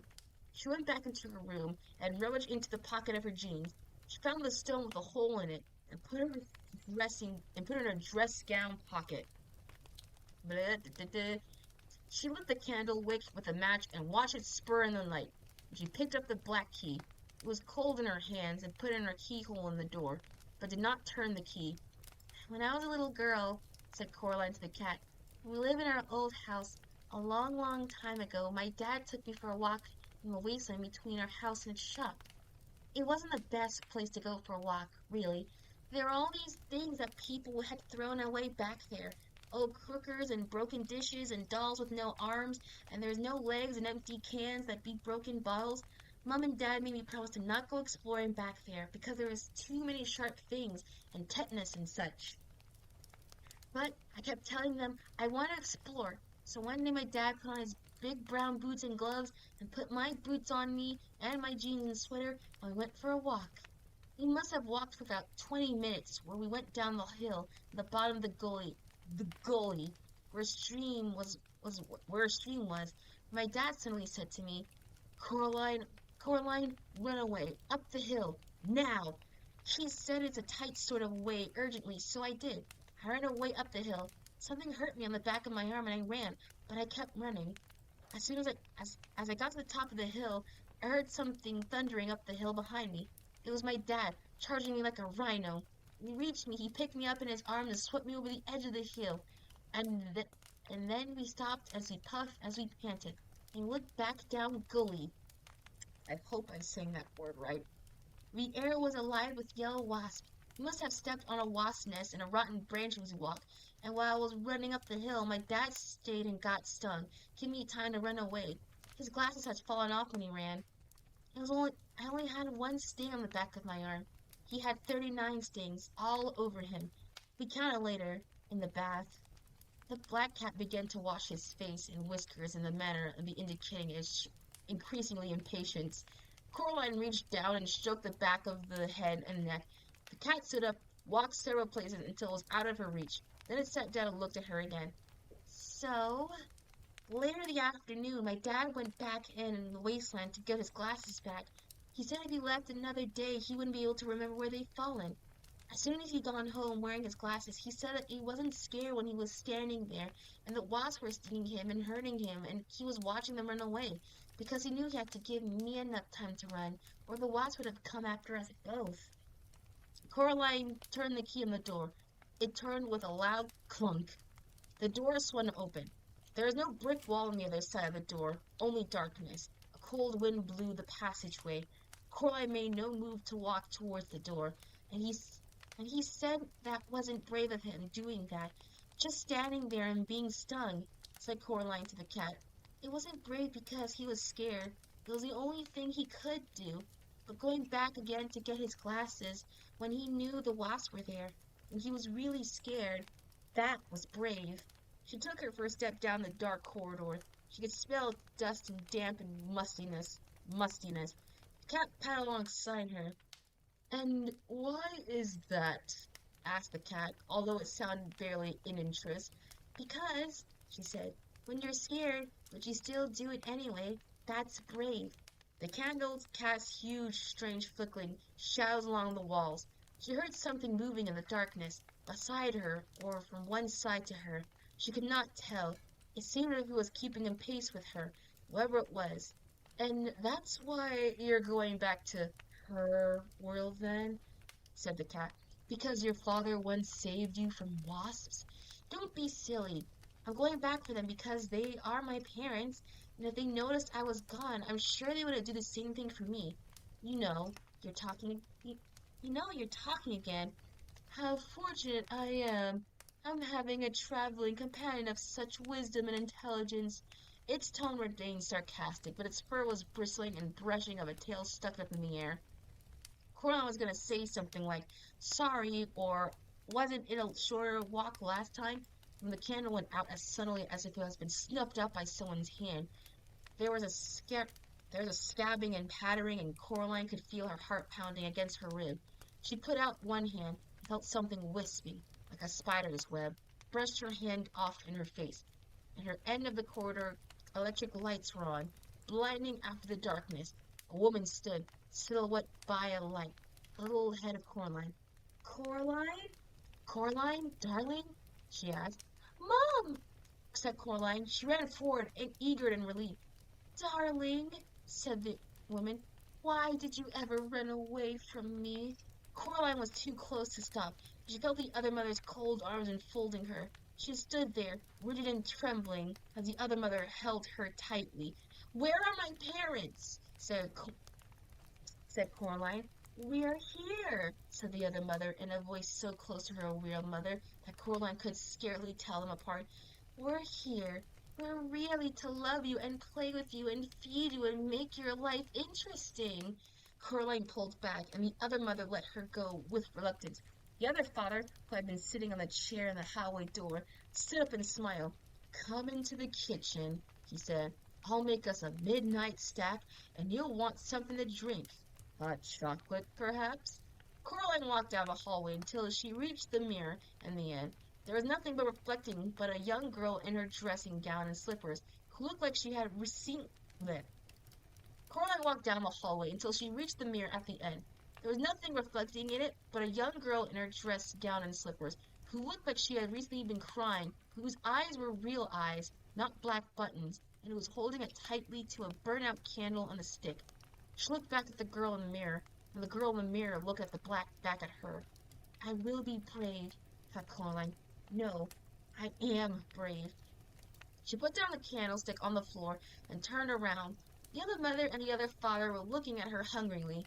I don't need a snack, she said. I have an apple, see?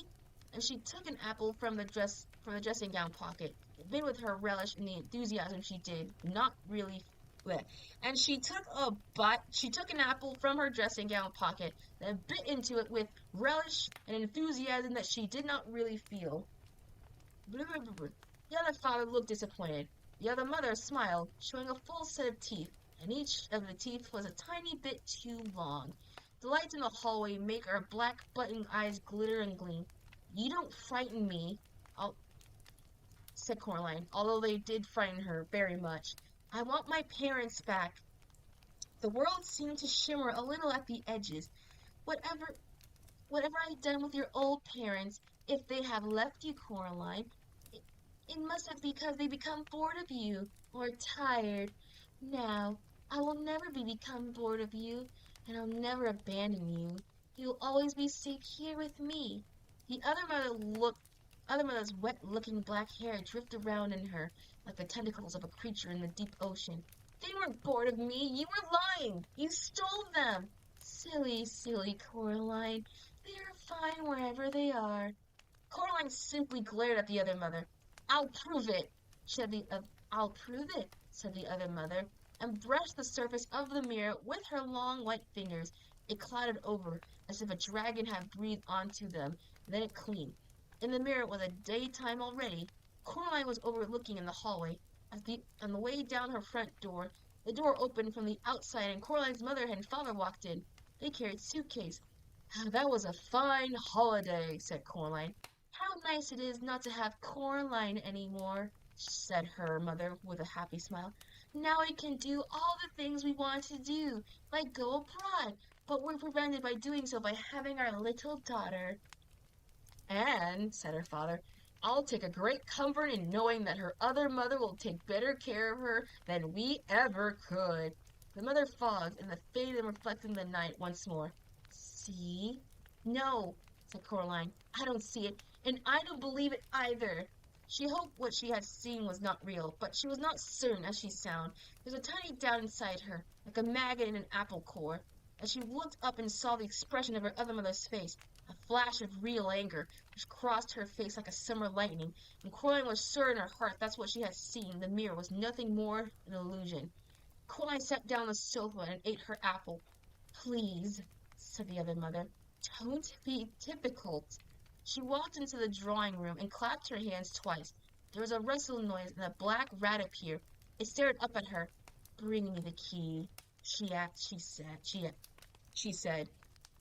The rat shimmered, then it ran through the open door that led back to Coraline's own flat. The rat returned, digging the key behind it. Why don't you have your own key on this side? Asked the mother. There's only one key, only one door, said the other father. Hush, said the other mother. We must not bother our darling Coraline's head with such trivialities. She put the key in the keyhole and twisted, then locked it with stiff, but was clunked closed. She dropped the key into her apron pocket. Outside the sky had begun to light into a luminous gray. If we aren't going to have a midnight snack, said the other mother, we still need our beauty sleep. I'm going back to bed, Coraline. I would strongly suggest that you do the same. She placed her long white fingers on the shoulders of the other father, and she walked him out the room. Coraline walked over the door in a far corner of the drawing room. She tugged on it. It was tightly locked. The door of her other parents' bedroom was now closed. She was indeed tired. She didn't want to sleep in the bedroom. She didn't want to sleep in the same roof as the other mother. The front door was not locked. Coraline walked out into the drawing and down the stairs. She sat on the bottom step. It was cold. Something furry pushed behind her side in one smooth, insulated motion. Coraline jumped and breathed a sigh of relief when she saw who it was. Oh, it's you. See, said the cat. It wasn't hard to recognize me, was it? Even without names. Well, what if I want to call you? The cat wrinkled its nose and managed to look unimpressed.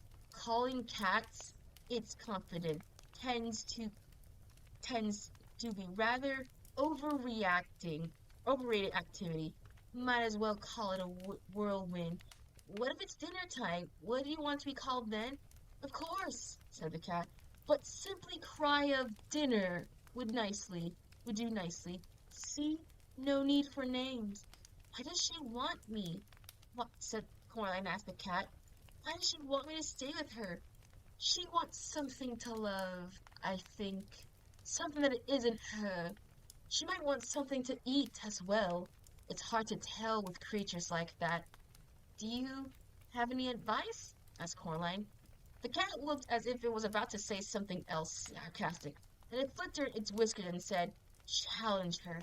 There's no guarantee she'll play fair, but her kind of thing loves to play games and challenges. What kind of thing is that? Asked Coraline. But the cat made no answer, simply stretched luxuriantly and walked away. Then it stopped, turned around, and said, I'd go inside if I were you. Get some sleep. You have a long day ahead of you. And then the cat was gone. Still, Coraline recognized it had a point. She crept back into the silent house, past the closed bedroom door, inside which the other mother and other father, what? She wondered. Slept?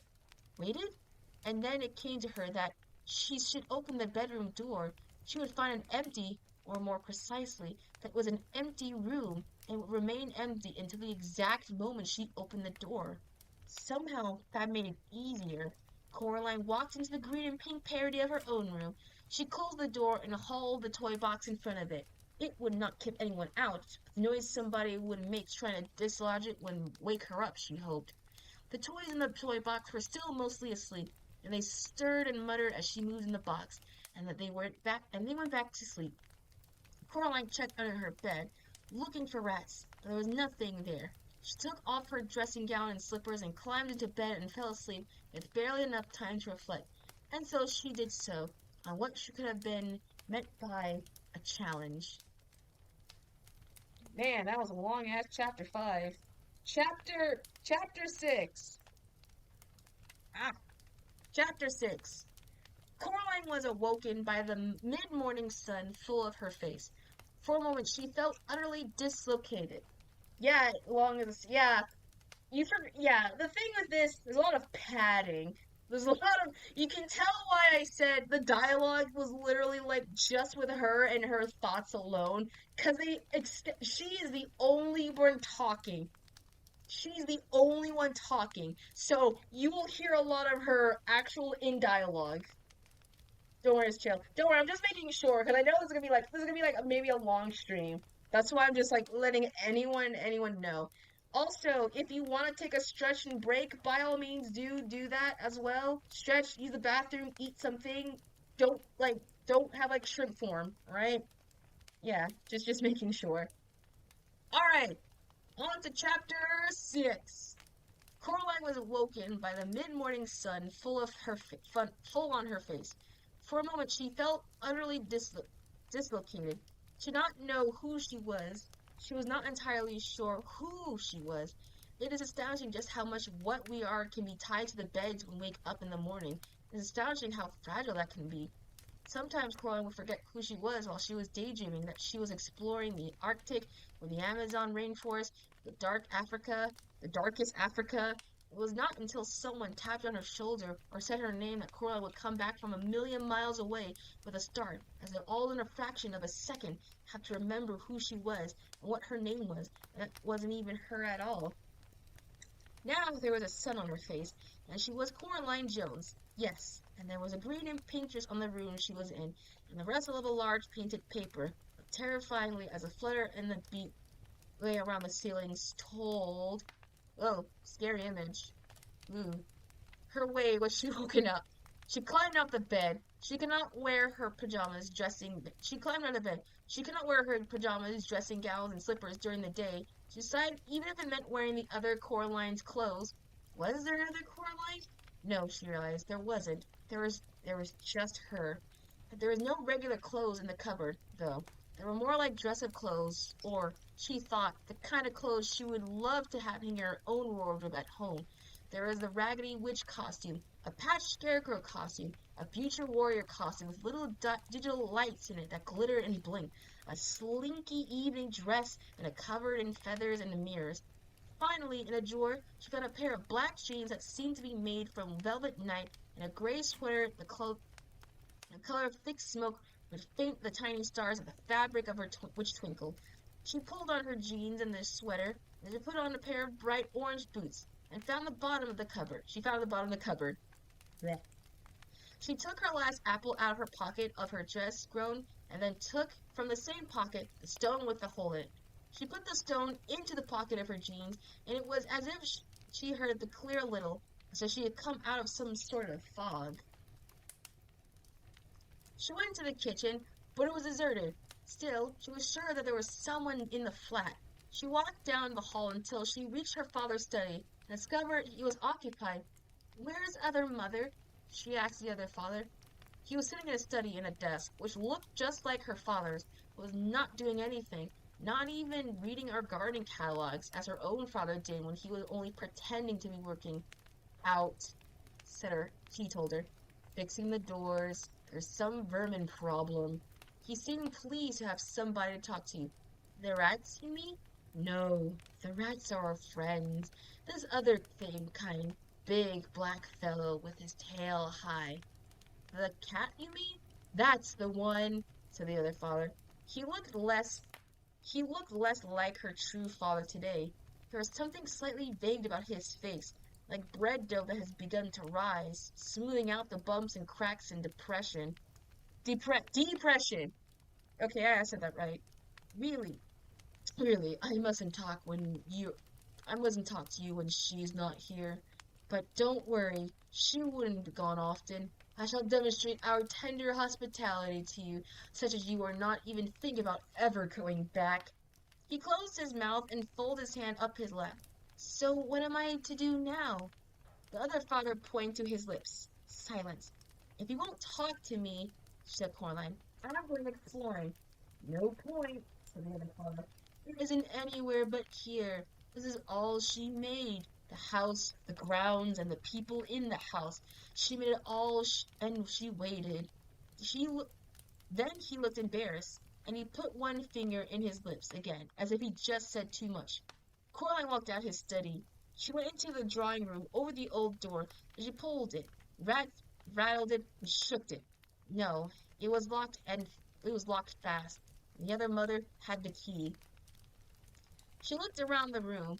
It was so familiar that was made feeling so truly strange. Everything was certainly the same as she remembered. There was all her grandmother's strange-smelling furniture. There was a painting of the bowl of fruit, a bunch of grapes, 2 plums, and a peach and an apple. Hanging on the wall, there was the low wooden table with the lion's feet and the empty fireplace, which seemed to stuck its head, stuck its heat from the room, suck the heat from the room. Well, my goodness, Mamma Mia. But there was something else, something she did not remember seeing before. A ball of glass up to the mantelpiece. Mantelpiece. She went over the fireplace, went up on her tippy toes, and lifted it down. It was a snow globe with 2 little people in it. Coraline shook it and set the snow flying, with her snow that glittered and tumbled through the water. Then she put the snow globe back on the masterpiece and carried on looking for her true parents and for a way out. She went out the flat, past the flashing light stores, behind where the other Mrs. Spinks and Forcibles performed their shows forever, and she set off into the woods. Where there we go. Where Coraline came from, once you went through the patch of trees, you saw nothing but the meadow and the old tennis court. In this place, the woods went on farther, the trees became cruder and less tree-like, and the farther you went. Pretty soon, they seemed to be approximate like the idea of trees, a grayish-brown trunk below, a green splotch of something that might have been leaves above. Coraline wondered if the other mother wasn't interested in trees, or if he just hadn't bothered this bit properly because nobody was expecting to come out this far. She kept walking, and the mist began. It was not damp, like a normal fog or mist. It was not cold, and it was not warm. It felt to Coraline like she was walking into nothing. I'm an explorer, thought Coraline to herself. I need all the ways here that I can get, so I shall keep walking. The world she was walking through was pale, nothingness, like a blank sheet of paper in an enormous empty white room. It had no temperature, no smell, no texture, and no taste. It certainly isn't mist, thought Coraline, although she did not know what it was. For a moment she wondered if she might have not gone blind. But no, she could see herself, plain as day, but there was no ground beneath her feet, just a misty mist whiteness. And what do you think you're doing? Said a shape to one beside her. It took a few moments for her eyes to focus on it proppingly. She thought it might have been some kind of lion at first, some distant far away from her, and they thought it might have been a mouse close behind her, and she knew what it was. I'm exploring, Coraline told the cat. Its fur stood straight from its body, and its eyes were widened, while the tail was down in between its legs. It did not look happy. Bad place, said the cat. if you want to call it a place, which I don't. What are you doing here? I'm exploring. Nothing to find here. This is just the outside, the part of the place she hasn't bothered to create. She? The one you say she's your other mother? Said the cat. What is she? Asked Coraline. The cat did not answer. She just padded through the pale mist behind. A shape began to appear in front of them, something high and towering in the dark. You you were wrong, said the cat. There's something there. And it took a shape of a mist, a dark house, which loomed over them with a form of whiteness. But that's the house you just left, agreed the cat. Precisely. Maybe I just got turned around in the mist, said Coraline.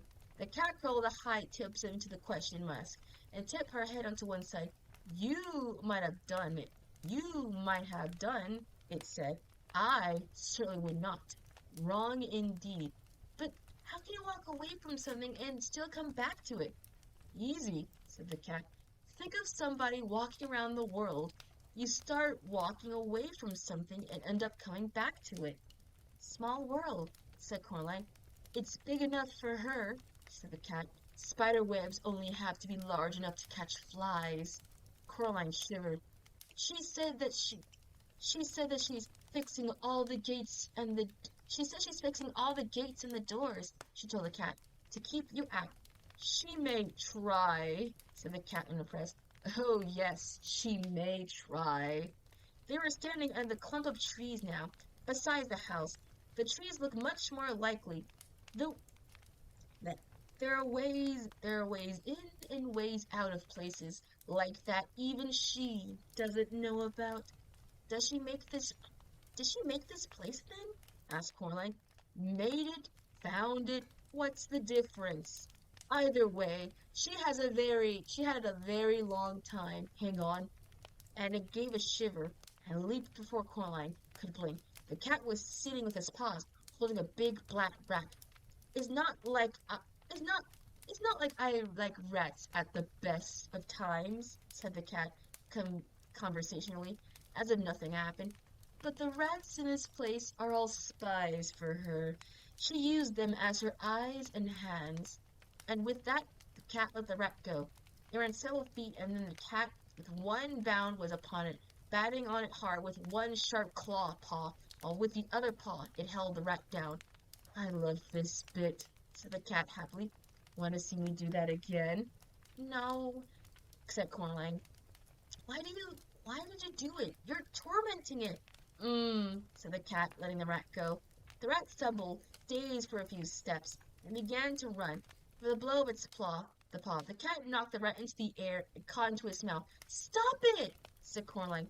The cat dropped the rat between the two of its front paws.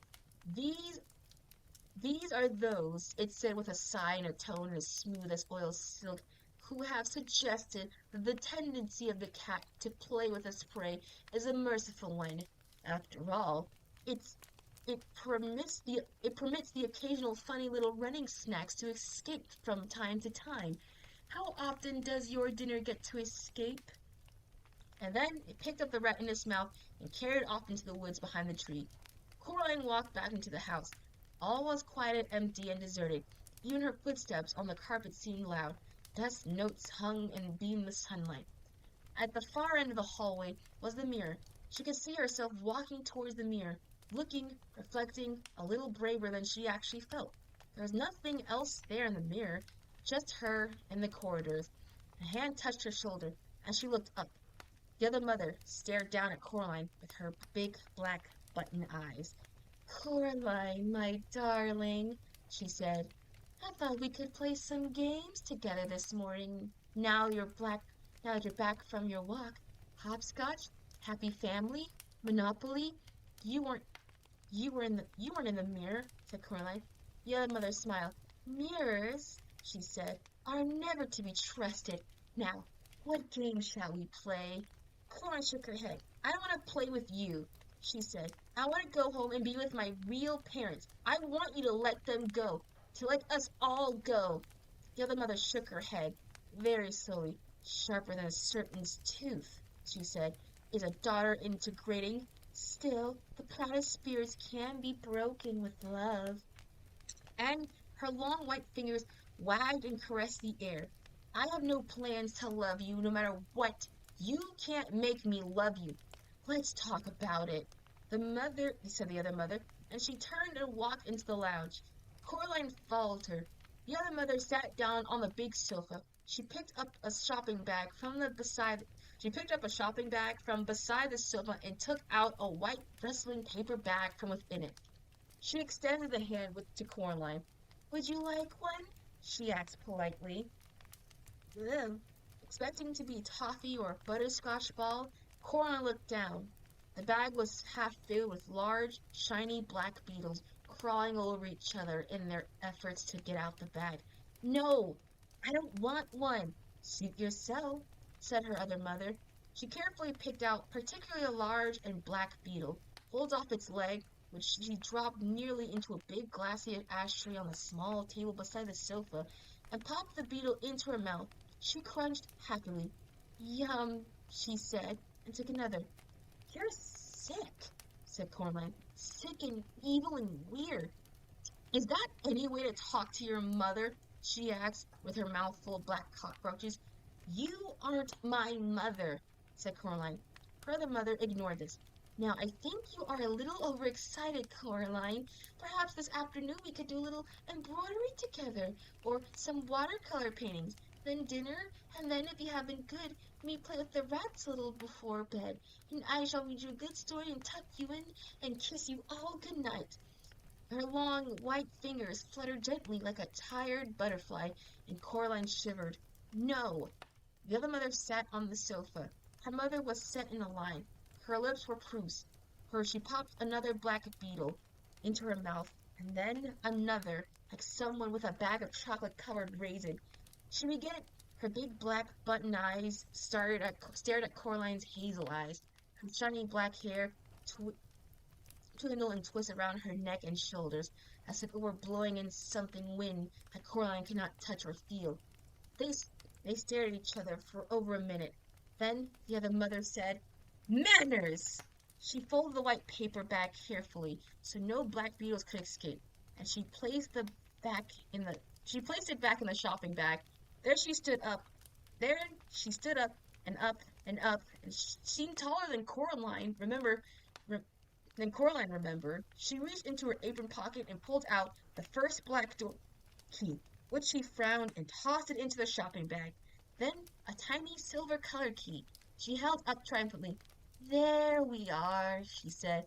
This is for you, Coraline, for your own good, because I love you, to teach you manners. Manners maketh man, after all. Yeah, that's maketh. Okay. She pulled Coraline back into the hallway and advanced up the mirror in the end of the hall. Then she pulled the tiny key into the fabric of the mirror, and she twisted it. It opened like a door, revealing a dark space behind it. Yeah, I read that. You may come out when you learn some manners, said the other mother, and when you're ready to be a loving daughter. She picked Coraline up and pushed her into the dim space behind the mirror. A fragment of the beetle was sticking to her lower lip, and there was no expression at all in her black button eyes. There she swung the mirror door closed and left Coraline in the darkness. Hold on. Something hit my feet. The phone! Okay. Chapter 7. Somewhere inside her, Coraline could feel a huge sob welling up, and then she stopped it before it came out. She took a deep breath and let it go. She pulled out her hands to touch the space in which she's imprisoned. It was the size of the broom closet, tall enough to stand in or sit in, nor not wide enough to deep enough to lie down in. One wall was glass, the other felt cold to the touch. She went around the tiny room a second time, running her hands over every surface she could reach. She felt for doorknobs or switches or concealed catches, some kind of way out, and found nothing. A spider scuttled over the back of her hand, and she choked back and shrieked. But apart from the spider, was alone in the closet in the pitch dark. And then there was a hand touching something that felt for all the world like somebody's cheek and lips, small and cold, and a voice whispered in her ear, Hush and sush, say nothing, for the Belda might be listening. Coraline said nothing. More another image. Now we're introduced to the ghost kitties. She felt a cold hand touch her face, fingers running over like a gentle beat of the moth wings. Another voice, hesitant and so faint, Coraline wondered if she was imagining it, and said, art thou alive? Yes, yes, spoke Coraline. Poor child, said the first voice. Who are you? Whispered Coraline. Names, names, names, said another voice, all far away and lost. The names are the first thing to go after the breath has gone and the beating of the heart. We kept our memories longer than our names. I still keep pictures in my mind of my governors on some May mornings carrying in hoops and sticks, and the morning sun beneath her, and all the tulips bobbing in the breeze. But I had forgotten the name of my governess, and the tulips too. I don't think tulips have names. They're just tulips. Perhaps, said the voice sadly, but I always had thought that these tulips might have names. They were red and orange and red and red and orange and yellow, like embers in the nursery of a winter's evening. I remember them. The voice sounded so sad that Coraline pulled out a hand to the place where the voice was coming from. She found a cold hand and squeezed it tightly. Her eyes began to get used to the darkness. Now Coraline saw, or imagined she saw, three shapes, each as faint and pale as the moon in the daytime sky. They were shape of the children around her own size. The cold hand squeezed back. Thank you, said the voice. Are you a girl or a boy? There was a pause. When I was small, I wore skirts and my hair was long and curled, it said doubtfully. But now that you ask, it does seem to me that the one day they took my skirt, gave me breeches, and cut my hair, tain't something we've given mind to, said the first of the voices. A boy, perhaps, then, continued the one whose hand she was holding. I believe I was once a boy, and it glows a little more brightly in the darkness of the room behind the mirror. What happened to you all? How did you come here? She left us, said one of the voices. She stole our hearts, and she stole our souls, and she took our lives away, and she left us here, and she forgot about us in the dark. You poor things, said Coraline. How long have you been here? So very long a time, said a voice. Time be reckoning, said another voice. I walked through a scullery door, said the voice of the one that thought it might be a boy, and I found myself back in the parlor, but she was waiting for me. She told me she was my other mamma, but I never saw my true mamma again. Flee, said the very first of the voices. Another girl, Coraline, fancied? Fancied. Flee while there's still air in your lungs, and blood in your veins, and warmth in your hearts. Flee while you still have your mind and your soul. I'm not running away, said Coraline. She has my parents, and I came to get them back. Ah, but she'll keep you here while the days turn dust, and the leaves fall, and the years pass on after the next, like the ticking of a clock. No, said Coraline, she won't. There was a silence there in the room behind the mirror. Peradventure, said the voice in the darkness, if you could win your mamma and your papa back from the beldam, you can also win free our souls. Has she taken them too? Asked Coraline, shocked. Aye, and hidden them. That's why we cannot leave here. When we die, she kept us and fed on us until now we're nothing left of our skins, only snake skins and spider husks, finding our secret heart's young mistress. And what happens to you if I do? Asked Coraline. The voices said nothing. And what is she going to do with me? She asked. The pale figures pulsed faintly. She could imagine that there is nothing more than after images, like the glow left by a bright light in your eyes, and after the lights go out. It doth not hurt, whispered one faint voice. She will take your life and all you are and all you can't for all you cares for. She will leave you with nothing but mist and fog. She'll take your joy. One day you'll wake your heart, and your soul will have gone. A husk you'll be, a wisp you'll be, and a thing no more than a dream on walking or a memory of something forgotten. Hollow, whispered the third voice. Hollow, hollow, hollow, hollow, hollow. You must flee, sighed a voice faintly. I don't think so, said Coraline. I tried running away, and it didn't work. She just took my parents. Can you tell me how to get out of this room? If we knew, we would tell you. Poor things, said Coraline to herself. She sat down. She took off her sweater and rolled it and put it behind her head as a pillow.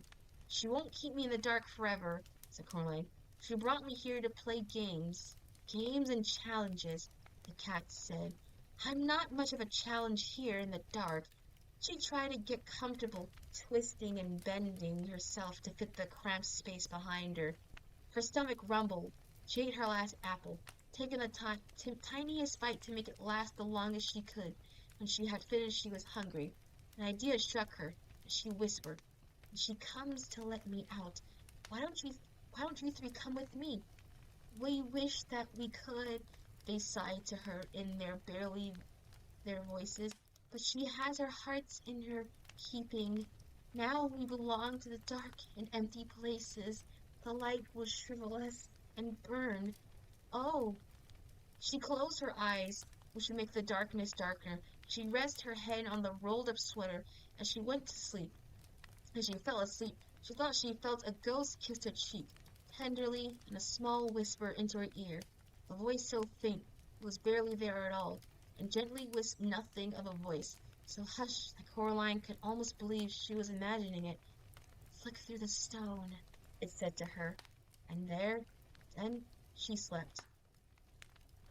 Ooh, more images, more pictures of knickknacks, paddywhacks, and other random bobs. Y'all, alright, mini check. How are y'all so far? I know I'm not looking at chat, but how are y'all so far?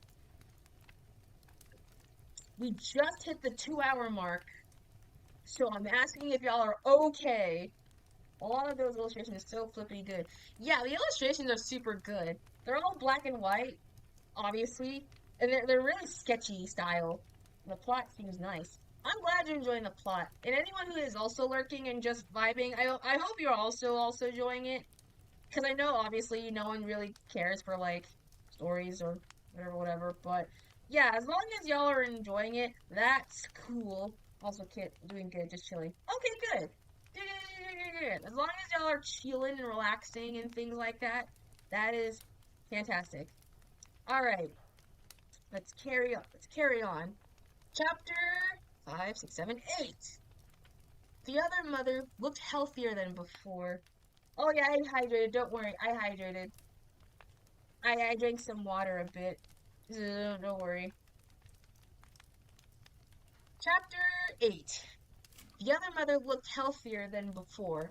There was a little blush to her cheeks, and her hair was wiggling like lazy snakes on a warm day. Her black button eyes seemed as if they had been freshly polished. She had pushed through the mirror as if she were walking through nothing more solid than water, and had stared down at Coraline. Then she had opened the door with the little silver key. She picked Coraline up, just as Coraline's real mother would had when Coraline was much younger, cradling the half-sleeping child as if she were a baby. The other mother carried Coraline into the kitchen and put her down gently on the countertop. Coraline struggled to stay wake herself up, consciously only looking for the mother of having been cuddled and loved, and wanting more of it, and realizing where she was and who she was with. There, my sweet Coraline, said the other mother. I came and fetched you out of the cupboard. You need to be taught a lesson, but we temper our justice with mercy here. We love the sinner and we hate the sin. Now, if you want to be a good child who loves her mother, be compliant and fair-spoken. You and I shall understand each and other perfectly, and shall love each other perfectly as well. Coraline scratched the sleep grit from her eyes. There were other children in there, she said, old ones from long time ago. Were there? Said the other mother. She was bustling between the pans and the fridge, bringing out eggs and cheese, butter, and a slice of pink bacon. Yes, they were. I think you're planning to turn me into one of them. A dead shell. Her other mother smiled gently. With one hand, she cracked the egg into the bowl. With the other, she whisked them and whirled them. Then she dropped a pat of butter into a frying pan, where she hissed and fizzled and spun and sliced thin slices of cheese. She poured the melting butter and the cheese into the egg mixture and whisked it some more. Now, I think you're being silly, dear, said the other mother. I love you. I will always love you. Nobody sensible believes in ghosts anyways. That's because they're all such liars. Smell the lovely breakfast I'm making for you. She poured the yellow mixture into the pan. Cheese omelet, your favorite. Coraline's mother, Coraline's mouth watered. You like games, she said. That's what I've been told. The other mother's black eyes flashed. Everybody likes games, was all she said. Yes, said Coraline. She climbed down from the counter and sat on the table. The bacon was sizzling and spinning under the grill. It smelt wonderful.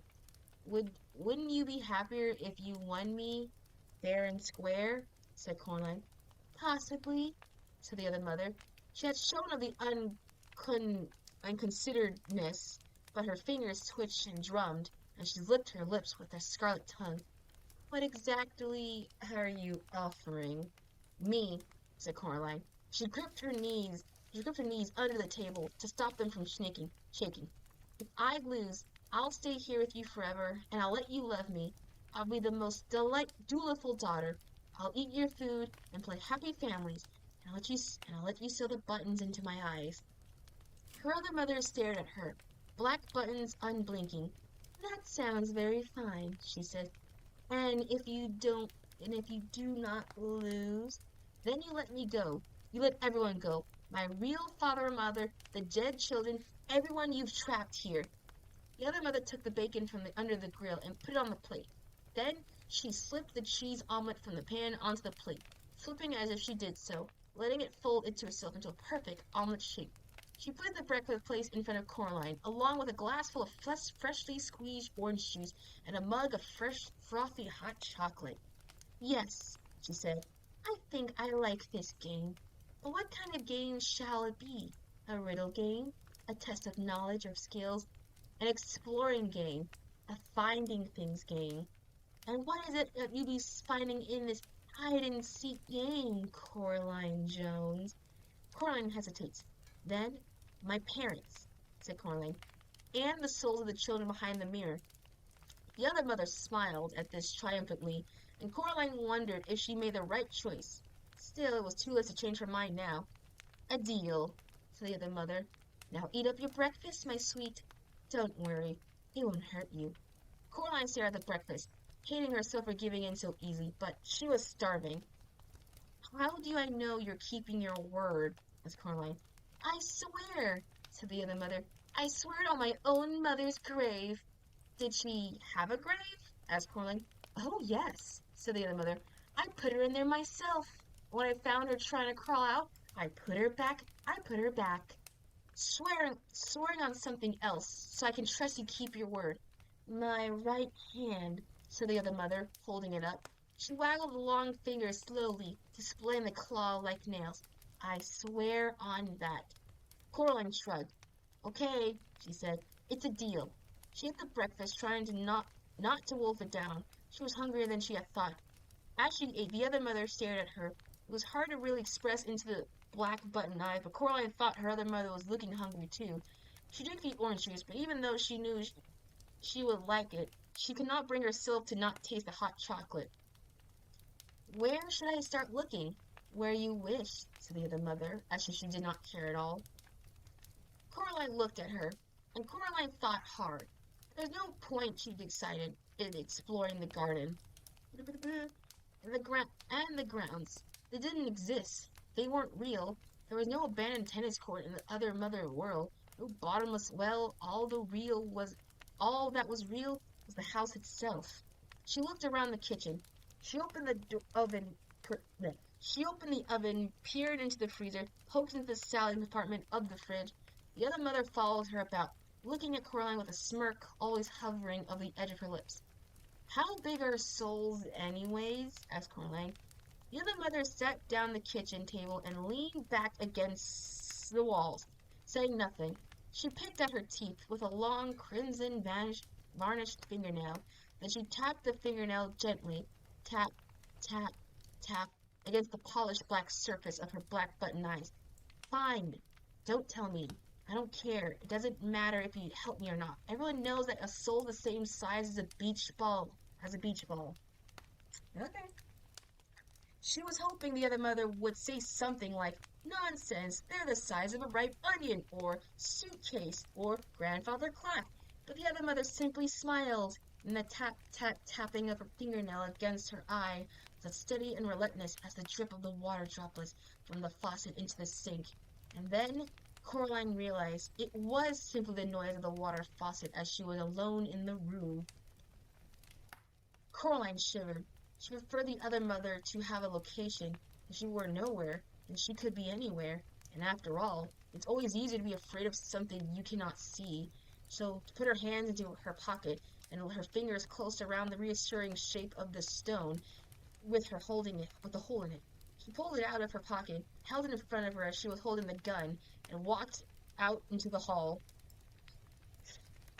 I don't know why that's a very funny description for me. There was no sound but the tap of the water dripping in the metal sink. She glanced at the mirror at the end of the hall. For a moment, the cloud over. It seemed to her that the faces swam the glass, instinctive and shapeless, and the faces were gone. There was nothing in the mirror but a girl who was small for her age, holding something that glowed gently like a green coal. Coraline looked at her hand, surprised. It was just a stone with a hole in it. A note-script brown pebble. Then she looked back into the mirror where the stone glimmered like an emerald.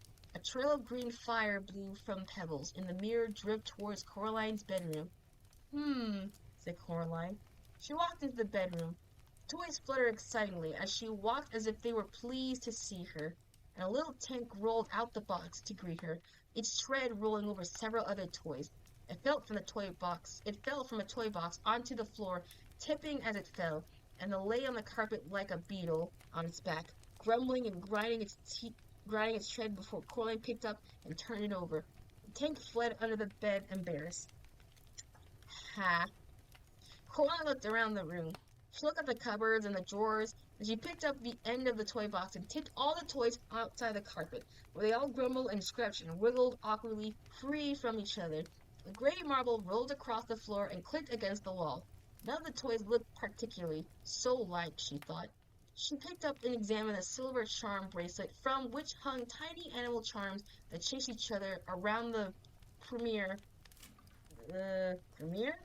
Wait, did I say that right? She picked up those animals, tiny animal that chased around. Yeah, perimeter of the bracelet. The fox never catching the rabbit, the bear never getting on the fox. Coraline opened her hand and looked at the stone with a hole in it, hoping for a clue, but not finding one.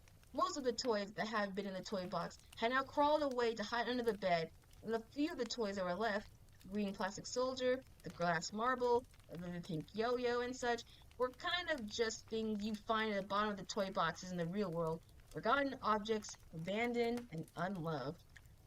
She was about to leave and look elsewhere, and then she remembered a voice in the darkness, a gentle whisper voice, what it told her to do. She raised the stone with the hole and held it in front of her right eye. She closed the left eye and looked through the room through the hole in it. Though the stone world was gray and colorless like a pencil drawing, everything was gray. No, not quite everything. Something glinted on the floor. Something in the color of an emerald in a nursery fireplace. The color of a scarlet and orange tulip, nodding in the May sun. Coraline reached out her left hand. Scared if she took the eye off, it would vanish, and she fumbled for the burning thing. Her finger closed about something smooth and cool. She snatched it up and then lowered the stone with the hole from her eye and looked down. The gray glass marble from the bottom of the toy box sat dully in the pink palm of her hand. She raised the stone to her eye once more and looked through the marble. Once again, the marble burned and flickered with a red fire. A voice whispered in her mind, Indeed, lady, it comes to me that I certainly was a boy, now that I do think on it. Oh, but you must hurry. There are two of us still us to find, and the beldam is already angry with you for uncovering me. If I'm going to do this, thought Coraline, I'm not going to do it with her clothes. She changed back into her pajamas and her dressing gown and her slippers, and leaving the gray sweater and black jeans neatly folded up on the bed and the orange boots on the floor by the toy box. She put the marble into her dressing gown and pocket and walked out in the hall. Uh, she, scrolling down, she pulled the marble into her. Oh, wait, I regret. Something stung her face and hand, like a sand blowing on the beach on a windy day. She covered her eyes and pushed forward. The sand sting got worse. It got harder and harder to walk. As she were pushing into a wind on a particularly bluesbusterly day. It was vicious wind and cold one. She took a step backwards where she had come. Oh, keep going, whispered a voice in her ear, for the beldam is angry.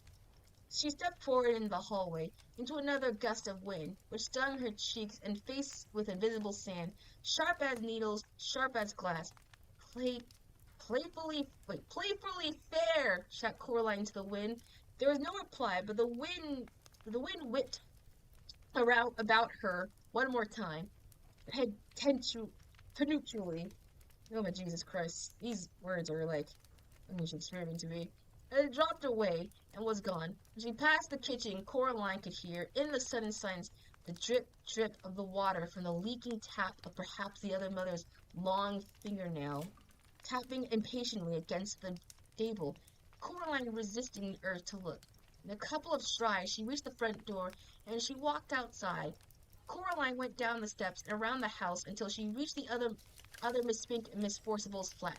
The lamps around the door were flickering on and off, almost randomly now, spelling out no words that Coraline could understand. The door was closed. She was afraid it was locked, and she pushed on with her strength. First it stuck, then suddenly it gave, and with a jerk, Coraline stumbled into the dark room beyond. Coraline closed on one hand around the stone with the hole, and then walked forward into the blackness. She expected to find a curtain and a room, but there was nothing there. The room was dark. The theater was empty. She moved ahead cautiously. Something rustled above her. She looked into a deeper darkness, and she did her feet look knocked up against something. She reached down, picked up a flashlight, and clicked on it, sweeping the beaming around the room. The theater was derelict, oh my god, and abandoned. Chairs were broken on the floor, and an old, dusty spider webs draped on the walls, hung from the rotten wood and the decomposing velvet hangings. Something rustled once again. Coraline discreet her light beaming upwards towards the ceiling. There were things up there, hairless jellyish. She thought they might once have faces, might even once been the dogs, but no. Dogs had wings like bats or could hang, like spiders, like bats upside down. The light stared at the creature. One of them took the air in its wing, whirling heavily through the dust. Coraline ducked and swooped closer to her. It came to rest on the far wall, and it began to clamber, upside down, back to the nest of dog bats upon the ceiling. Coraline raised the stone to her eye, and she scanned the room through it, looking for something that glowed or glinted, and a telltale sign that somewhere in this room was another hidden soul. She ran the beam of flashlights about the room she searched, the thick dust in the air making the light beam seeming almost solid. There was something up in the back wall behind the ruined stage. It was grayish, white, twice the size of Coraline herself. It was stuck the back like a slug. Coraline took a deep breath. I'm not afraid, she told herself. I'm not. She did not believe herself, but she scrambled onto the stage, fingers sticking into the rotting wood, and she pulled herself up. She got closer to the thing on the wall, and she saw that it was one of this kind of sack, like a spider sack. It twitched in the light beam. Inside the sack there was something that looked like a person with two heads, with twice as many arms and legs as should have. The creature in the sack seemed horribly unformed and unfinished, as the two callous-sticking people have been warmed and rolled together, squashed and pressed into one thing. Coraline hesitated. She did not want to approach the thing. The dog backs dropped one by one, front of the ceiling and began to circling the room, coming closer to her, but never touching her. Perhaps perhaps there are no souls hidden in here, she thought. Perhaps I can just leave and go somewhere else? She took the last lock through a hole in the stone. The abandoned theater was still bleak gray, but nowhere was the brown glow as rich and vibrant as polished cherry wood coming from inside the sack. Whatever was glowing was being held in by one of the hands of the things in the wall. Coraline walked slowly across the damp stage, trying to make a little noise as she could, afraid that if she disturbed the thing in the sack, it would open its eyes and see her. And then... But there was nothing that she could think that was scary having them looking at her.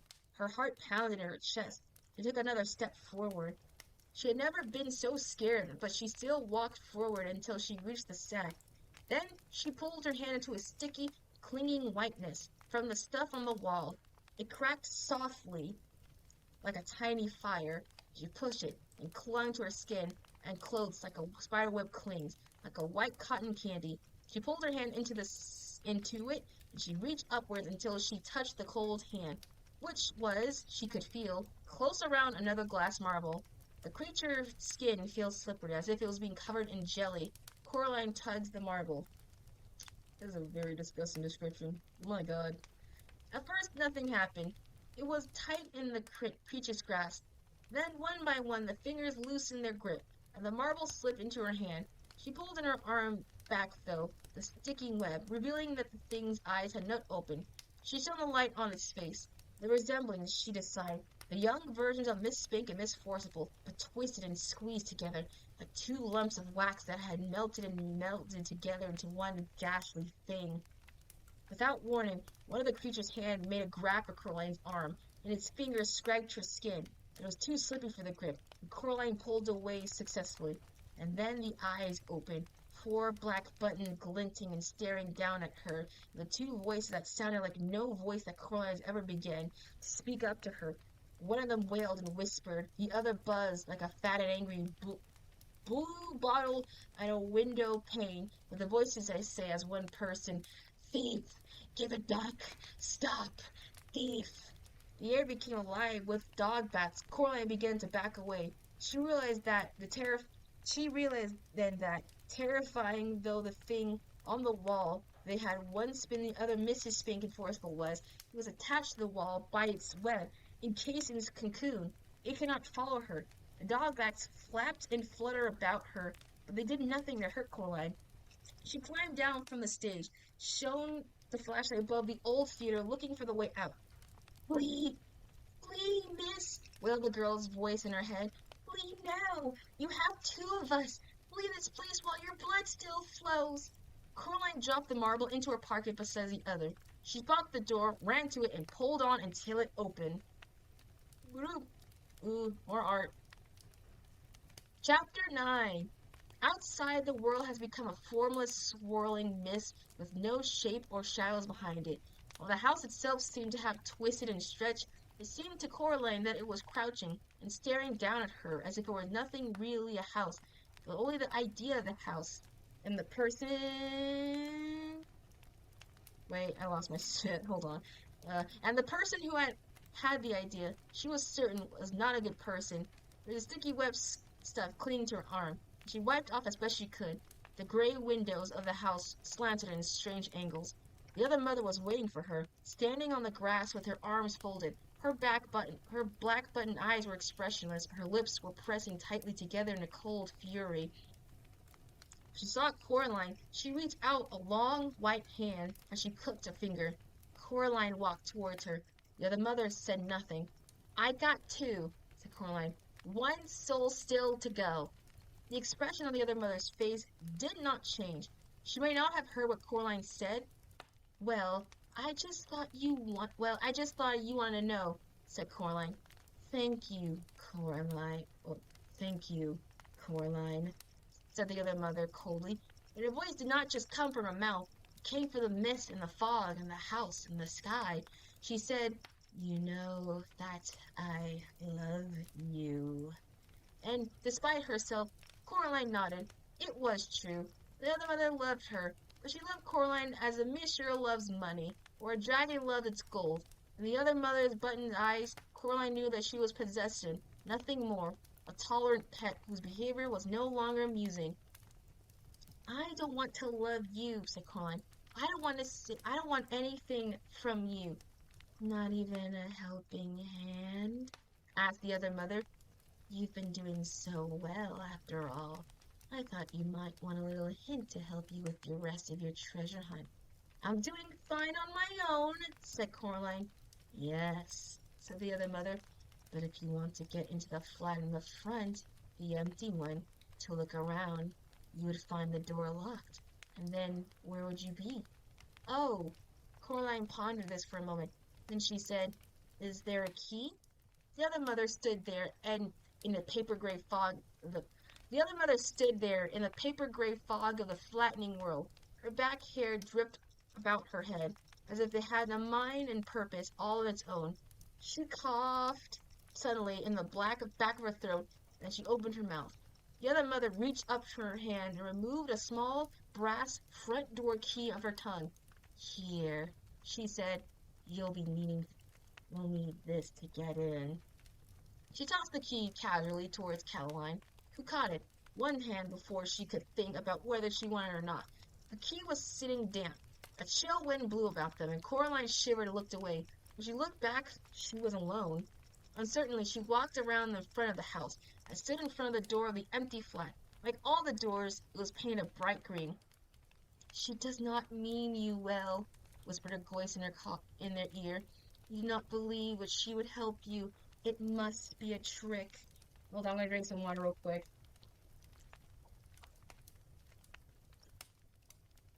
Oh, Mama freaking Mia, I am talking so much. Coraline said, Yes, you're right, I expected. Then she put the key in the lock and turned. Silently, the door swung open, and silently, Coraline walked inside. The flat had walls of the color of old milk. The wood boards of the floor was uncarpeted and dusty, with the marks and patterns of old carpets and rugs on them. There was no furniture in there, only places where furniture had once lost my place. There was no furniture, only places where furniture had once been. There it is. No decoration in the walls. There was discolored rectangles on the walls to show the paintings or photographs had once hung. It was so silent. That Coraline imagined that she could hear the motes of the dust dripping through the air. She found herself to be quite worried that something would jump at her, so she began to whistle. She thought it might make her harder for things to jump out at her if it was whistling. First she walked through the empty kitchen, then she walked through the empty bathroom, containing only a cast iron bath and in the bath a dead spider, size of a small cat. The last room she looked had, she supposed, a bedroom. She could imagine the rectangular dust shadow on the floorboards. It had once been a bed, and she saw something, and smiled grimly. Set in the floorboards was a large metal ring. Coraline knelt and took the cold ring in her hand. She tugged upwards as hard as she could. Terribly, slowly, stiffly, heavily, a hinged square floor lift. It was a trap door. It lifted the opening. Coraline could see only the darkness. She reached down on her hand and cold switch. She flickered without much, hoping that it would work. But somewhere below her a bulb lit, and a thin yellow light would come from the hole in the floor. She could see steps heading down, but nothing else. Coraline put her hand into her pockets and took out the stone with the hole in it. She looked through it in the cellar, but saw nothing. She put the stone back in her pocket. Up though the hole, she can smell of damp clay and something else, an acrid tang like sour vinegar. Coraline let herself down the hole, looking nervously at the trapdoor. It was so heavy that if she fell, it was sure would have trapped down in the darkness forever. She pulled up the hand and touched it, but it stayed in position, and then she turned towards the darkness below. As she walked down the steps, she oh my god, stepped into the walls, and the bottom of the steps was another light switch, melted metal and rusty. She pushed it until it clicked down, A masked and naked bolt hanging from a wire from the low ceiling came on. It didn't give up enough light even for Coraline to make out the things that had been painted onto the flasking cellar walls. The paintings seemed crude. They were eyes. She could see that, and the things that might have been grapes and other things below them. Coraline could not be sure, as they were paintings of people. There were piles of rubbish in one corner of the room. Cardboard boxes filled with mildewed papers and decaying curtains and heaps beneath them. Coraline's slippers crunched across the cemented floor. The bad smell was worse now. She was ready to turn and leave when she saw the foot sticking out from beneath the pile of curtains. She took a deep breath. The smell of the sour wine and moldy bread filled her in the air, filled her head. She pulled away in the damp cloth to reveal something more or less size-shaped of a person. In that dim light, it took her several seconds to recognize for what it was. The thing was still pale and swollen like a grub with thin, stick-like arms and feet. It had almost no features on its face, which had puckered and swollen like a rising bread dough. The thing had two large black button eyes where its eyes should have been. Coraline made a noise, a sound revolution of horror, as if it had heard her awaken. The thing began to sit up. Coraline stood there frozen. The thing turned its head until both its black button eyes were pointing straight at her. A mouth opened in the mouthless face, standing a pale stuff sticking to the lips, and a voice that no longer even faintly resembles her father's whispers. Coraline. Well, said Coraline to the thing that had once been her other father, at least he didn't jump at me. The creature twig-like hand moved its face and pushed the pale clay about, making something like a noise. It said nothing. I'm looking for my parents, or a stolen soul from one of the other children. Are they down here? There's nothing down here, said the pale thing indistinctly. Nothing but dust and damp and forgetting. The thing was white and huge and swollen. Monstrous, thought Coraline, but also miserable. She raised the stone with the hole, and in her eyes looked through it. Nothing. The pail was telling the truth. Poor thing, she said, that she made you come down here as a punishment for telling me too much.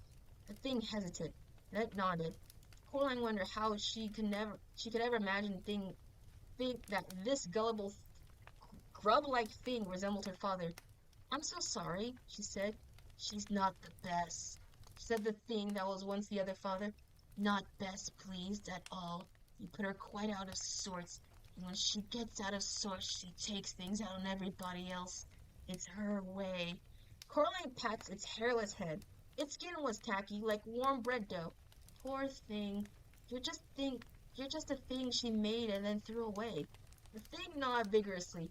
It nodded. The left button eye fell off and clattered onto the concrete floor. The thing looked around vacantly, with one eye, as if it had lost her. Finally, it saw her, as if making a great effort. It opened its mouth once more and said in a wet, urgent voice, All right, run, child. Leave this place. She wants me to hurt you, to keep you here forever, so that you can never finish the game and she will win. She's punishing me so hard to hurt you. I cannot fight her. You can, said Coraline. Be brave. There's a running routine for being brave. She looked around. The thing that had once been the other father was between her and her steps up, and out of the cellar. She started edging along the wall, heading towards the steps. The thing twisted bonily until it was one eye and was again facing her. It seemed to be getting bigger now, more awake.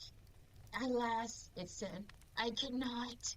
It lunged across the cellar towards her, then its toothless mouth opened wide.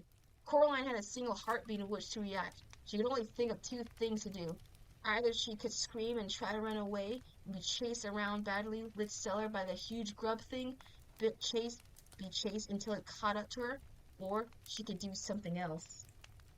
So she did something else, and the thing reached to her. Coraline pulled out her hand and closed it around the thing, remaining its button eyes, and she tugged as hard as she knew how. For a moment, nothing happened, but the button came away and flew from her hand, clicking against the wall before it fell to the cellar floor. The thing froze in place. Through the pail held back blindly, it opened its mouth horribly wide, and roared in anger and frustration. Then, all in a rush, the thing swept towards the place where Coraline has been standing. But Coraline was not standing there any longer. She was already tiptoeing as quietly as she could, up the steps that would take her away from the dim cellar with the crude paintings on the walls. She could not take her eyes from the floor beneath her, though, across which the pale thing flopped and withered, hunting for her. Then, as if it was being told what to do, the creature stopped moving, its blind head tipped on one side. It's listening for me, thought Coraline. I must be extra quiet. She took another step up, and her foot slipped on the step, and the thing heard her. It had tipped towards her. For a moment, it swayed and seemed to be gathering its wits. Then, fast as a serpent, it slithered for the steps and began to float up them, towards her. Coraline turned and ran, wildly up the last half a dozen of steps, as she pushed herself up and onto the floor in the dusty bedroom. Without pausing, she pulled the heavy trapdoor towards her and let go of it, crashing down with a thud, and just something large bang against. The trapdoor shook and rattled on the floor, but stayed where it was. Coraline took a deep breath, as if if there has been any furniture in the flat, even a chair, she would have pulled it onto the trapdoor. There was nothing. She walked on the flat as fast as she could, without actually even running. She locked the front door behind her. She left the door key under the mat. Then she walked down onto the drive. She half expected the other mother would be standing there, waiting for Coraline to come out, but the world was silent and empty. Coraline wanted to go home. She hugged herself and told her that she was brave, and she almost believed that. Then she walked around the side of the house to the gray mist that wasn't a mist, and she made for the stairs to go up. Chapter 10. We're almost halfway there. We're almost halfway there, chat. I don't remember how many chapters were in this book. We're halfway! We're halfway! We're halfway. The plot thickens. And I need to drink.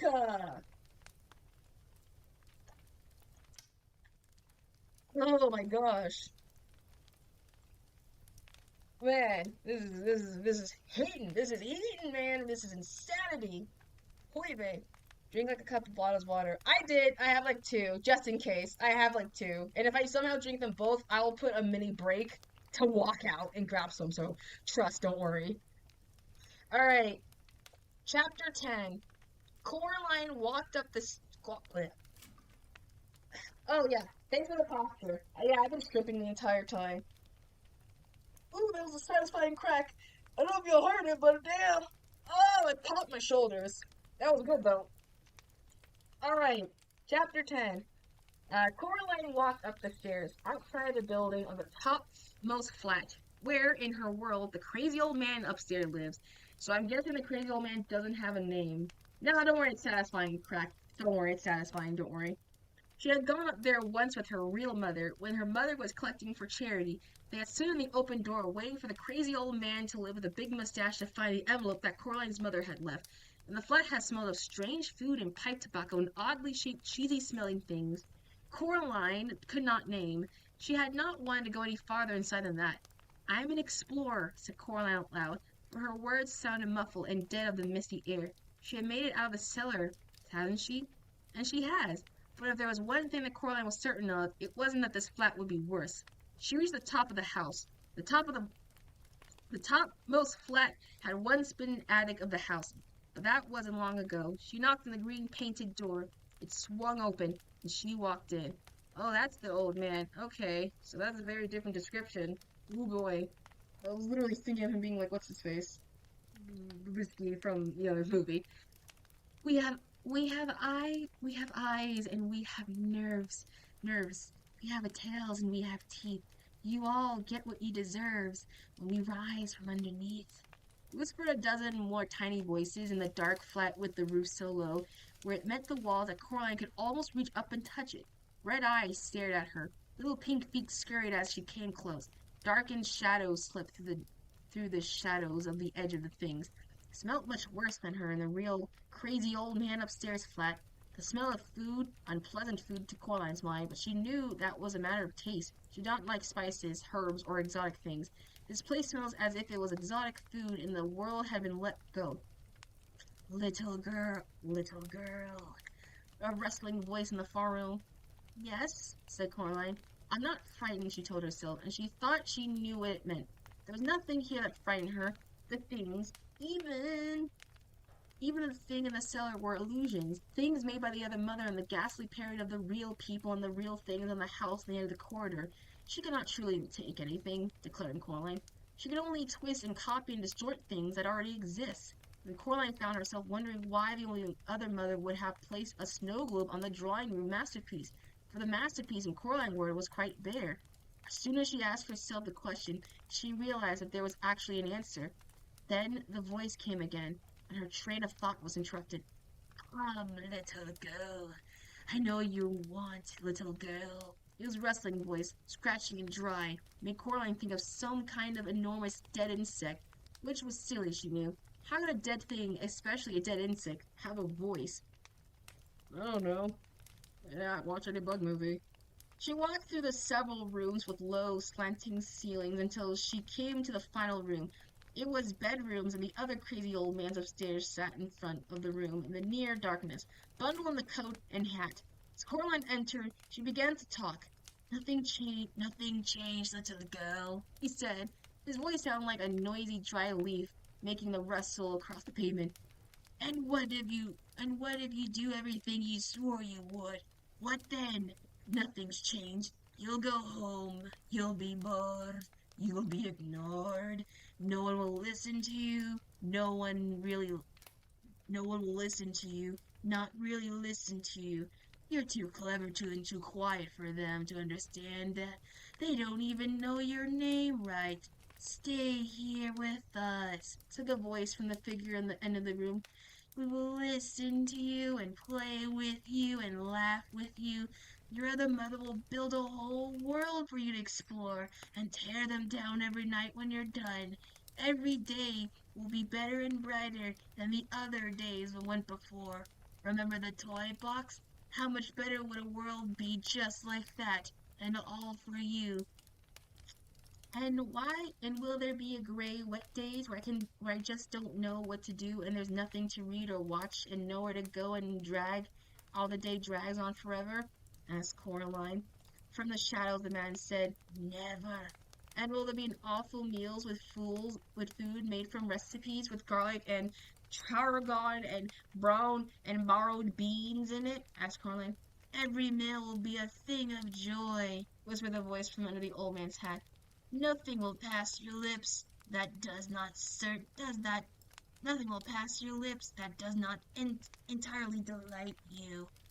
And could I have a day glow green gloves to wear and yellow Wellington boots in the shape of frogs? Asked Coraline. Frogs, ducks, rhinoceros, octopuses, whatever you desire. There will be bulk for the news for you every morning if you stay here. You can have whatever you want. Coraline sighed. You don't really get it, do you? She said. I don't want whatever I want. Nobody does. Not really. What kind of fun would that be if I just got everything I ever wanted? Just like that, and it didn't mean anything. What then? I don't understand, said the voice whispering. Of course you don't understand, she said, raising the stone with a hole in her eye. There's the bad copy she made of the crazy old man upstairs. Not even that anymore, said the dead, whispering voice. There was a glow coming from the raincoat of the man, and at chest height. The hole in the stone glowed twinkled as she shone blue, white, and stars. She wished she had a stick or something to poke him with. She had no wish to get any closer to that shadowy man in the end of the room. Coraline took a step closer to the man and fell apart. Black rats leapt from his sleeves and from under the coats and hats, and scores and more of them, red eyes shining in the dark, the chittering, and they fled. The coat filled and felt heavy to the floor. The hat rolled into one of the rooms. Okay, so I'm going to pause right here because there's a reason misinterpretation as their thing. In the original movie, I'm pretty sure everyone knows Bobinski was like filled with the rats and everything like that, and he fled out. And remember the part? I'm back, just got Burger. Don't worry, hey, welcome back with Burger. I'm explaining something real quick from the book. So, in the book, essentially, I don't know if you remember, way earlier, the old man was basically inviting Coraline if they want something to have to eat for dinner. And Coraline replied no. But the rats in the coats were, like, anxiously, like, upset about that. And so now the part, it's obviously shown that the man is filled with rats, or he's more rat than man. So this confirms and implies that because they, a theory that if they were going to, if Coraline went with him, she would have gotten eaten. Meaning the old man is the one who got eaten instead. And so they're taking up the corpse of the man to be like the rat. So that's the same thing played within the movie as well. Since he was filled with nothing but rats, it's been implied and actually confirmed that he has been eaten by the rats. So that's a little tidbit. That's a little tidbit. By the way, a little creepy when you think about it, but well, very creepy. But still, there it is. Coraline reached out with one hand and pulled the coat open. It was empty. Although it was very greasy to the touch, there was no sign of the final glass marble in it. She scanned through the room, squinting through the hole in the stone, and caught a sight of something that twinked and burned like a star floor level by the doorway. It was being carried in the forepaws of the largest black rat, and she looked, it slipped away. The other rats watched from her from the corner of the room as she ran after it. Now rats can run faster than people, especially over short distances. The large black rat holding a marble on its two front paws is no match for a determined girl, even if she is small for her age. Yeah, sure, okay. Uh, Moving at the running, small black rats ran back and forth across her path, trying to distract her, but she ignored them all, keeping an eye fixed on the one with the marble, who had held her straight flat towards the door. They reached the stepping door outside of the building. Coraline had time to observe that the house itself was continuing to change, becoming less distinct and flattening out, even as she paced down the stairs. It reminded her of a photograph of a house, not the thing of itself. Then she was simply racing to pell-mell down the steps in pursuit of the rat, with no room in her mind for anything else. Certain was gain on it. She was running fast, too fast. Discovered she came to the bottom of the flight of stairs, and her foot kicked in the twisted of this. Her foot kicked. Wait. Yeah, she discovered her foot skittled and twisted, and she went crashing onto the landing. Her left knee was scraped and skinned, and the palm of her other hand had been thrown out onto the stopping herself. It was a mess of scrap skin and grit. It hurt a little, and she knew, soon hurt much more. She picked the grit out her palm and climbed into the feet, and as fast as she could, know that she would have lost it, and way already too late. She went down the final landing in the ground level. We're still in chapter 10. We're still in chapter 10. Chapter 10. Blah, da, da, da, da, da, da. She looked for the rat, but it was gone, and the marble with it. Her hand stung where the skin has been scraped, and there was blood trickling down her ripped pajama leg from her knee. Yeah, we're still in chapter 10, don't worry. It's just very, very exposition-y wordy, don't be. It was bad in the summer that time that Mother had taken training wheels off Coraline's bicycle, but then back then, when it was all cuts and scrapes, her knee had scabs on the top of scabs. She had a feeling of achievement. She was learning something, doing something she had not known how to. Now she felt nothing but cold loss. She had failed the ghost children. She had failed her parents. She had failed herself. Failed everything. She closed her eyes and wished that the earth would just swallow her. There was a cough. Oh, excuse me. She opened her eyes and saw the rat. It was lying on the brick path on the bottom of the stairs with a surprised look on its face, which was now several inches away from the rest of it. Its whiskers were stiff. Its eyes were open wide, and its teeth visible and yellow and sharp, a collar of wet blood glistening in its neck. Beside the decapitation, a rat, a smug expression on its face, was the black cat. It rested on its paw on the gray glass marble. I think I once mentioned that I do not like rats at the best of times. It looked like you needed this one. However, I hope you don't mind my getting involved. I think, said Coraline, trying to catch her breath, I think you may have said something of the sort. The cat flipped its paw from the marble, which rolled towards Coraline. She picked up. In her mind, a final voice whispered to her urgently, She had lied to you. She will never give you up. Now she has you. She will now more give up any of us than to change her manner. The hair on the back of Coraline's neck pricked. Coraline knew that the girl's voice told the truth. She put the marble in her dress gown and popped on the shoulders. She had all 3 marbles now. All she needed to do was find her parents. And Coraline realized with surprise that the bit was easy. She knew exactly where her parents were. If she had stopped to think, she might have known where they were all along. The other mother could not create. She could only transform and twist and change. The malt place in the drawing room back home was quite empty, but knowing that, she knew something else was well. The other mother, she plans to break her promise. She won't let us go, said Coraline. I wouldn't put it past her, imped the cat. Like I said, there's no guarantee she'll play fair. And then he raised her head. Hello? Did you see that? What? Look behind you, said the cat. The house was flattened out even more. It no longer looked like a photograph, more like a drawing, a crude charcoal scribble of a house drawing on gray paper. Whatever happened, said Coraline. Thank you for helping me with the rat. I suppose I'm almost there, aren't I? So you go off in the mist or whatever you go, and I'll hope to see you at home, if she lets me go home. The cat's fur was on its end. His tail was bristling like a cheap chimney sweep brush. What's wrong? They're gone, said the cat. They aren't there anymore. The ways and ins and outs of this place, they're just flats. Is it bad? The cat lowered its tail, swishing from side to side angrily. It made a low growling noise in the back of its throat. It walked in a circle until it was facing away from Coraline, and then began to walk backwards, sniffing on one step at a time, until it just pushed up against Coraline's leg. She puts the hand shaking and could feel how hard its heart was beating. It was trembling like a dead leaf in a storm. You'll be fine. Everything's going to be fine. I'll take you home, said the Coraline. The cat said nothing. Come on, cat, said Coraline. She took a step back towards the steps, but the cat stayed where it was, looking miserable and oddly much smaller. If there's the only way past her, said Coraline, then that's the way we're gonna do.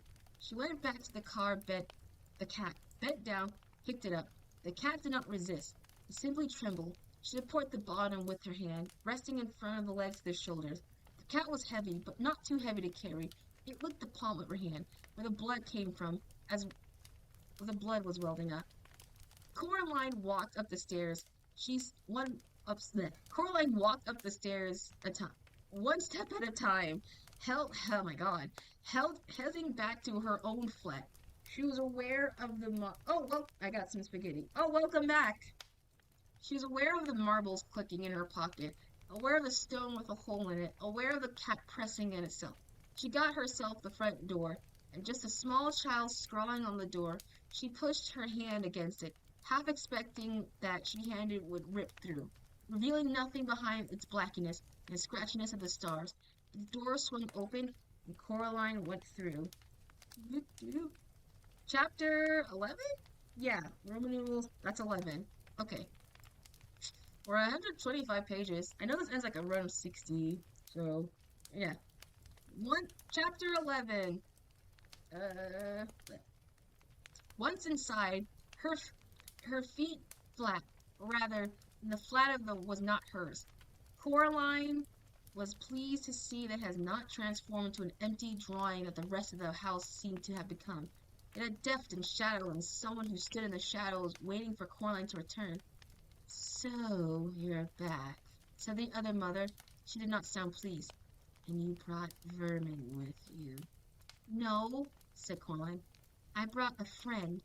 She could feel the cat's stiffness under her hand, and if it was anxious to be away, Coraline wanted to hold on to like a teddy bear for reassurance, but she knew the cat's hate to be squeezed, and she suspected the frightened cat was liable to bite and scratch if proven away, if she were in her sight. You know I love you, said the other mother, flatly. You have a very funny way of showing it, said Coraline. She walked down the hallway, then turned into the drawing room, steady step by step, pretending that she could not feel the other mother's blank black eyes on her. Her grandmother's formal furniture was still there, and painting on the wall was a strange fruit, but now the fruit was painted has been eaten, and all that remained in the bowl was the core of an apple, several plums and peach stones, and the stem of what had formerly been a bunch of grapes. The lion paw table raked the carpet with its claws and wooden feet, as if it were impatient for something, and the end of the room in the corner stood the wooden door, which had once in another place opened onto a plain brick wall. Coraline tried to not stare at it. The window showed nothing but mist. This was it, Coraline knew. The moment of truth. The unveiling time. The other mother had followed her in. Now she stood in the center of the room, between Coraline and the Melter, and looked down at Coraline, with black button eyes. It was funny, Coraline thought. The other mother did not look anything at all like her own mother. She wondered, and how she had ever been deceived into imagining a resemblance. The other mother was huge, had her head almost brushed the ceiling, and very pale, the color of her spider's belly. Her hair entwined about her head, and her teeth were sharp as knives. Well," said the other Mashardi. "Where are they?" Coralie leaned against the armchair, adjusting the cat where she left hand, putting her right hand into the pocket, and pulling out the 3 glass marbles. They were frost gray and the clinked together in the palm of her hand. The other mother reached her hand with her right fingers for them. Coraline slipped them back into her pocket. She knew it was true then. The other mother had no intention of letting her go or keeping them in her word. It had been entertainment and nothing more. "Hold on," she said. "We aren't finished yet." The other mother looked daggers, but she smiled sweetly. "No," she said. "I suppose not. After all, you need to find your parents, don't you?" "Yes," said Coraline. "I must not look at the mantle," she thought. "I must not even think about it." "Well," said the other mother, "produce them. Would you like to look in the cellar again? I have some other interesting things hidden down there, you know." "No," said Coraline. "I know where my parents are. The cat I know where my parents are." The cat was heavy in her arms. She moved it forward, unhooking it from the claws on the shoulders. "Where?" It stands the reason," said Coraline. "I looked everywhere you've hidden them. They aren't in the house." The other mother stood very still and giving nothing away, lips tightly closed. She might have been a wax statue even if her hair has stopped moving. "So," Coraline continued, both hands wrapped firmly around the black cat, "I know where they have been. You've been hiding them in the passageway between the house, haven't you? They've been behind the door." She nodded her head back towards the door in the corner. The other mother remained statue still, but a hint of smile crept back on the surface. "Oh, they are they?" "Why don't you open it?" said Coraline. "They'll be there all right." It was only her way home, she knew, but it all depended on the other mother's needing needing not only to win, but to show that she has won. The other mother reached her hand slowly in her apron pocket and produced the black iron key. The cat spread uncomfortably in Coraline's arm, as if it wanted to get down. Just stay there for a few minutes longer, she thought, as she wondered if she could hear her. "I'll get us both home. I said I would. I promised." She felt the cat relax, even so slightly, in her arms. Well, the other mother walked over the door and pushed the key into the lock. She turned the key. Coraline heard the mechanisms clunk heavy. She was already staring quietly as she could, step by step, back to way towards the mantel. The other mother pushed down the door handle and pulled the open door, revealing the corridor behind it, dark and empty.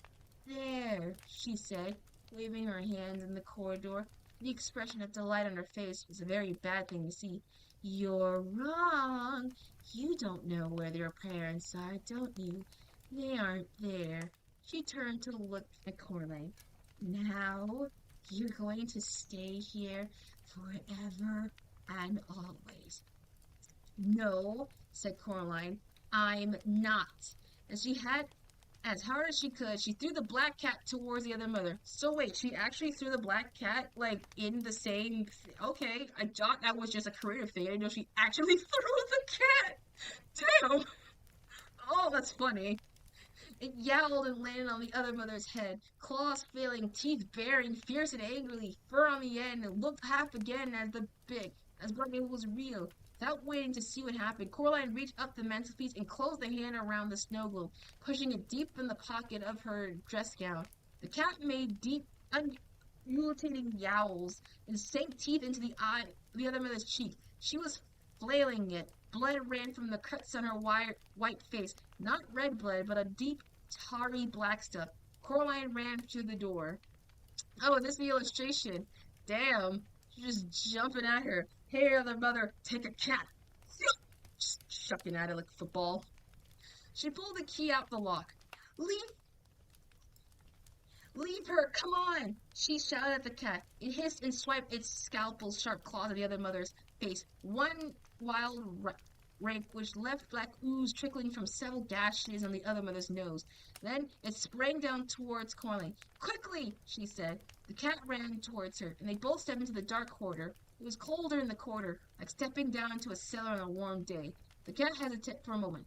Then, seeing the other mother was coming towards them, it ran towards Coraline, stopping by her legs. Coraline began pulling the door closed. Bleh, bleh, bleh. It was heavier than she imagined a door could be, and pulling it closed was like trying to close a door against a high wind. And then she felt something from the other side starting to pull against her. Shut! She thought. Then she said out loud, Come on, please! And she felt the door begin to move to pull closer to give her against the phantom wind. Suddenly, she was aware of the other people in the corridor with her. She could not turn her head to look at them, but she knew them without having to look. Help me, please, she said. All of you! The other people in the corridor, 3 children, 2 adults, were somehow too unsuitable to touch the door, but their hands closed around hers, and she pulled on the big iron metal plate. And suddenly, she felt strong. Never give up, miss. Hold strong, whispered a voice in her mind. Pull, girl, pull, whispered another. And the voice that sounded like her mother's, her own mother, her real, wonderful, maddening, infuriating, glorious mother, just said, Well done, Coraline. And that was enough. The door started to slip closed, easily and anything. No! Screamed a voice from beyond the door, as it no longer sounded even faintly human. Something snatched. Oh, she accidentally put a thing. Something snatched at Coraline, reaching through the closing grating doors between the doorposts. Coraline jerked her head out the way. The door began to open once more. We're going home, said Coraline. We are. Help me. She ducked the snatching fingers. They moved through her, then. Ghost hands lent strength to her no longer possessed. They were a final moment of resistance, as if something were caught in the door. And then, with a crash, the wooden door banged closed. Something dropped from Coraline's head, right on the floor, and landed with some sort of fiddling thump. Come on, said the cat. This is no good place to be in. Quickly! Coraline turned her back on the door and began to run, and fast was practical, the dark corridor running her hand along the wall to make sure she didn't bump into anything or get turned around in the darkness. It was uphill running, and it seemed to be her and went on for a longer distance, and it seemed to her to went than anything could possibly go. The wall she was touching felt warm and yielding now, and she realized it felt as if it were covering a fine, downy fur. It moved and she was taking a breath. She snatched her hand away from it, wind howling in the dark. She was scared she could bump into something. She could pull out her hand from the wall once more. This time, what she touched was a hot and wet, as she put her hand in somebody's mouth. She pulled it back in a small wail. Her eyes had adjusted the darkness. She could have seen a faintly glowed patch ahead of her. 2 adults, 3 children. She could hear the cat, too, hiding in the dark in front of her. And there was something else, or something scuttled between her, nearly sending Coraline flying. She caught herself before she went down, using her own momentum to keep her moving. She knew that if she fell in the corridor, she might never get up. Whatever that corridor was older by far than the other mother. It was deep and slow, and it knew it was there. The daylight appeared, and she ran towards it, huffing and wheezing. Almost there, she called, encouraging, but in the light, she discovered that the raft had gone, and she was gone. She did not have time to wonder what happened to them. Panting for breathing and staggering through the door, she slammed in behind her with the loudest, most satisfying bang you can ever imagine. Imagine just a big bang. Boom. Coraline locked the door with the key and pulled the key back into her pocket.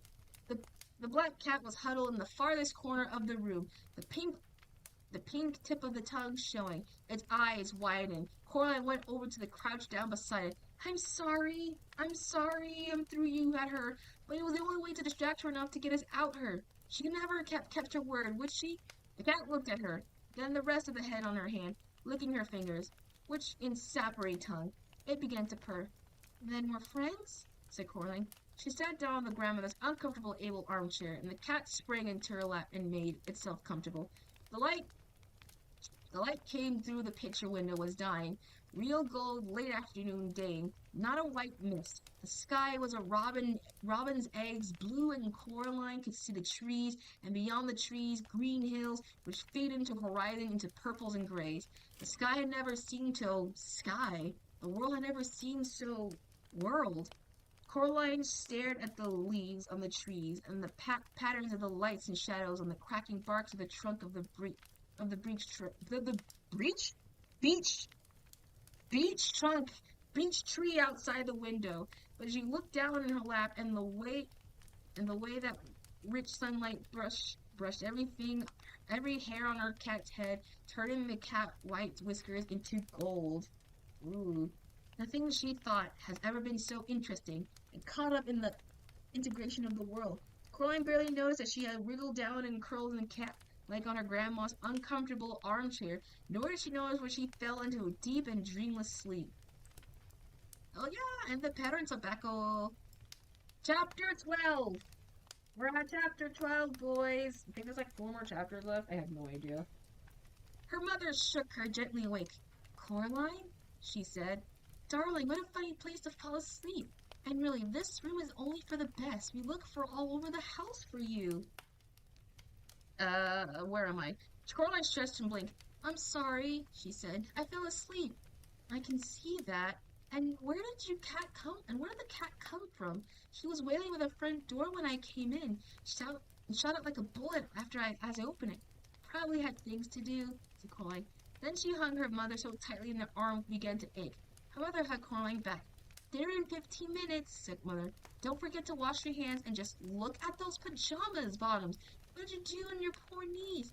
I tripped, said Coraline. She went to the bathroom and she washed her hands and cleaned her bloody knee. She put ointment on her cuts and scrapes. She went to her bedroom, her real bedroom, her true bedroom. She pulled her hands into the pockets of her dressing gown, and she took out the 3 marbles, a stone with the hole in it and the black key, and emptied the snow globe. She looked at the snow globe and watched the glittering snow swirl through the water to fill the empty world.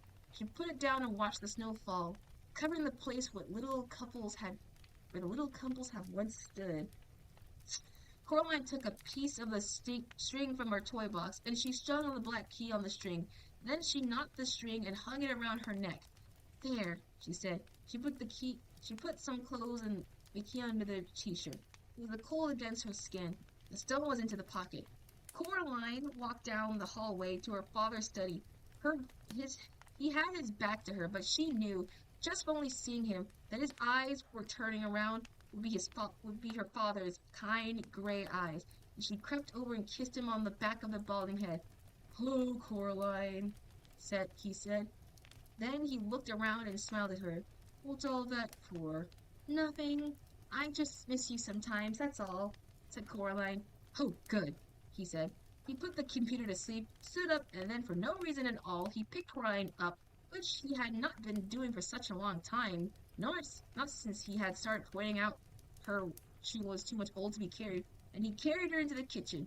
Dinner night was pizza, and even though it was homemade by her father, so the crust was alternately thick and dough was raw, or too thin and burnt, and even though she had pulled a slice of green pepper on it, along with the little meatballs and other things, pineapple chunks, and Coraline ate the entire slice and she has been given.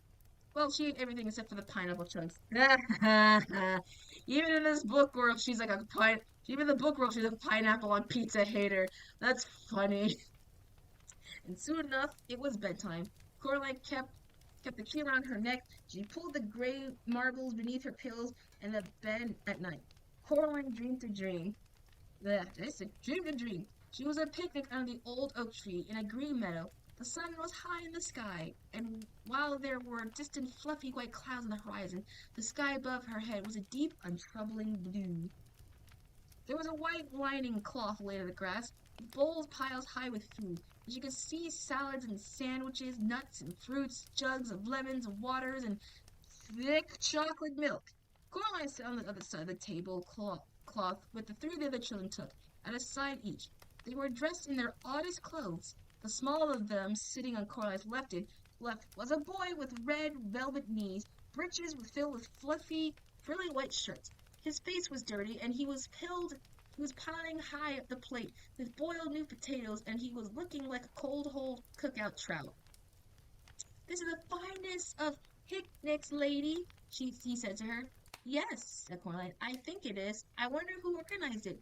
"Why, I think you did, miss," said the tall girl, sitting on the opposite side. She wore a brown, rather shapeless dress, and had brown bonnet on her head, which tied to beneath her chin.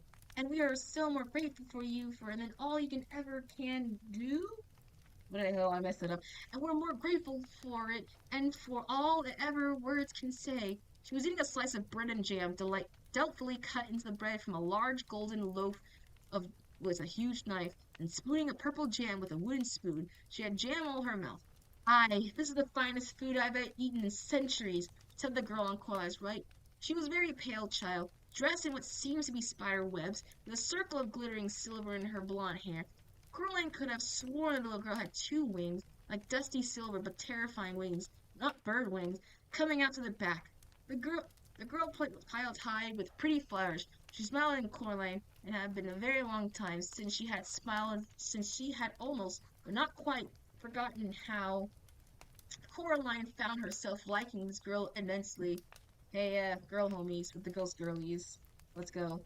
And then, in the way of the dream, the picnic was done, and they were playing in the meadow, running and shouting, tossing a glittering ball from one to another. Coraline knew it was a dream then, because none of them got tired or whined or out of breath. She wasn't even sweating. They're just laughing and running and game. The game was partly tag, partly Piggy in the middle, and partly just a magnificent romp.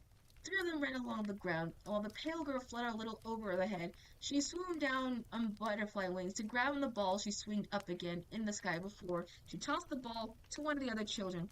And then, without a word about it being spoken, the game was done. The four of them went back to the picnic cloth, where the lunch dishes had been cleared away, and there were four bowls waiting for them. Three ice cream of one of honeysuckle flower piled high. They ate with relish. Not with actual relish, but just like the phrase, like quickly. "Thank you for coming to my party," said Coraline. It is, if it's mine." "The pleasure's ours, Coraline Jones," said the winged girl, nibbling on the honeysuckle blossom. "If there were but something we could do for you, to thank you, reward you." "Aye," said the boy with the red velvet breeches and the dirty face. He put out his hand and held Coraline's hand with his own. It was warm now. "It's very fine thing you did for us, miss," said tall girl. She had a smear of chocolate ice cream on her face. "I'm just pleased it's all over," said Coraline. Was it her imagination, or did the shadows of the face of the other children at the picnic, the winged girl and the circle in her hair like a star, rested on her fingers for a moment on the back of Coraline's hand? "It's over and done for us," she said. "This is our staging post. From here we'll be set out in the unheart lands of what comes after no one alive can say." She stopped talking. There's a but, isn't there? There's a but, isn't there?" said Coraline. "I can feel it, like rain clouds." The boy on the left tried to smile bravely, but his lower lips began to tremble as a bit when his upper sheathed and said nothing. The girl in the blown bonnet shifted uncomfortably and said, "Yes, miss." "But I got you three back. I got Mom and Dad back. I shut the door. I locked it. What more do I need to do?" The boy squeezed Coraline's hand with his. She found herself remembering where she had been trying to reassure him, where she was little more than a cold memory in the darkness. "Little, can't you give me an answer? Isn't there something you can tell me?" The beldam swore by her good right hand," to the tall girl. "But you lied."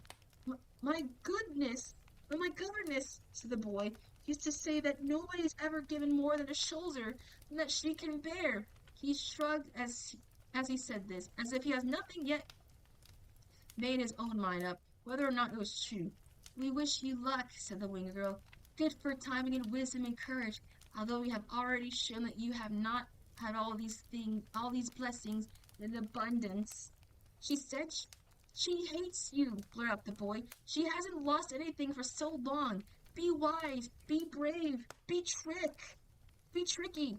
"But it's not fair," said Coraline in her dream angrily. "It's just not fair. It should be over." The boy with the dirty voice stood up and hugged Coraline tightly.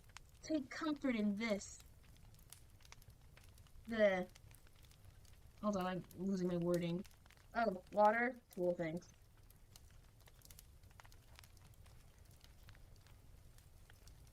Take, where to leave it? Take comfort in this, he whispered. That art is a light. Yeah, thanks for the hydrate. And a swig. Thanks for the hydrate. Delicious H2O. Hopefully, I think I can get this done before my actual bedtime, so I'm praying, hoping here. Oh boy. Is, okay. Take comfort in this, he whispered. Thou art alive, thou livest. In a dream, Coraline saw that the sun had set and the star was twinkling in the dark sky. Coraline stood in the middle, and she watched as the three children, two of them walking, one flying, went away from her, across the grass, silver lining of the huge moon. The three of them came to a small wooden bridge over the stream. They stopped there, turned and waved, and Coraline waved back. What came after was darkness. Coraline woke up early hours in the morning, convinced she had heard something moving, but unsure what it was. She waited. Something made a rustling noise outside her bedroom door. She wondered if it was a rat. The door rattled. Coraline clambered out of bed. Go away! Go away or you'll be sorry! There was a pause. Then, whatever it was scuttled away down the hall. There was something odd and irregular about its footsteps. If they were footsteps. Yeah. Ugh. Okay. Coraline found herself wondering if there were perhaps a rat with extra legs. Is it really over? She said to herself. Then she opened the bedroom door. The gray paint-on light showed her the whole of the corridor, completely deserted. She went toward the front door, sprang a hasty glance back at the wardrobe mirror hanging at the wall on the other end of the hallway, seeing nothing but her own pale face staring back at her, looking sleepy and serious. Gentle, reassuring snores came from the parents' room. The door was closed, and the door off the corridor were closed. Whatever that scuttling thing was, it had to be somewhere. Coraline opened the front of the door and looked at the gray sky. She wondered how long it would be until the sun came up, wondering whether her dream had been true thing while knowing in her heart that it's been. Something she had been taken part of under the hall couch drenched itself from beneath the couch and made a mad, scrambling rush on its longest white legs, heading for the front door. Coraline's mouth dropped open in horror as she stepped out of the way, and the thing clicked and scuttled past her in the outhouse, running a crack blank on its too many tapping, clicking, scurrying feet. She knew what it was, she knew what it was after. She had seen too many times the last few days, reaching and clutching and snatching and popping black beetles obediently into the other mother's mouth, 5-footed crimson nails and the color of bone. It was the other mother's right hand. It wanted the black key. Ooh. This is a very interesting iteration because technically in the movie, it was needles. The other mother's hand was needles. This is just a full-on hand. Like, no sensor, it's like a straight-up hand. Absolutely, like, that is a terrifying, that's scary to behold. That's actually kind of freaky. Because that's just a straight-up hand. There's no, like, tricks. There's, like, my god. And you can tell the details. Like, oh. It was a good back scratcher. That'll be less of a back scratcher. That sucker's gonna, like, scratch not just my back, but everything else in my own body. Like, more, and it's gonna hurt terrifyingly. Alright. Chapter... How many eyes is that? 1, 2, 3... 13! Okay, that's like 13. This is chapter 13! Okay. Coraline's parents never seemed to remember anything about their time in the snow globe. At least they never said anything about it, and Coraline never mentioned it to them. Sometimes she wondered whether they had ever noticed that they were lost 2 days in the real world, and came to the eventual conclusion that they had not. Then again, there are some people who keep track every day about every hour, and there are people who don't, and Coraline's parents were solidly in the second camp. Coraline had placed marbles beneath her pillow before she went to sleep the first night home in her own room once more. She went back to bed after she saw the other mother's hand, and although there was nothing much left for sleeping, she was resting her head back on the pillow. Something crunched gently as she did. She sat up, licked the pillows. The fragments of the glass marbles that saw looks in the remnants of eggshells on fines beneath the trees springtime, like empty, broken robin eggs, or even more delicate, worm eggs. Worm eggs, perhaps. I think I said that right. Whatever that had been inside the glass sphere had gone.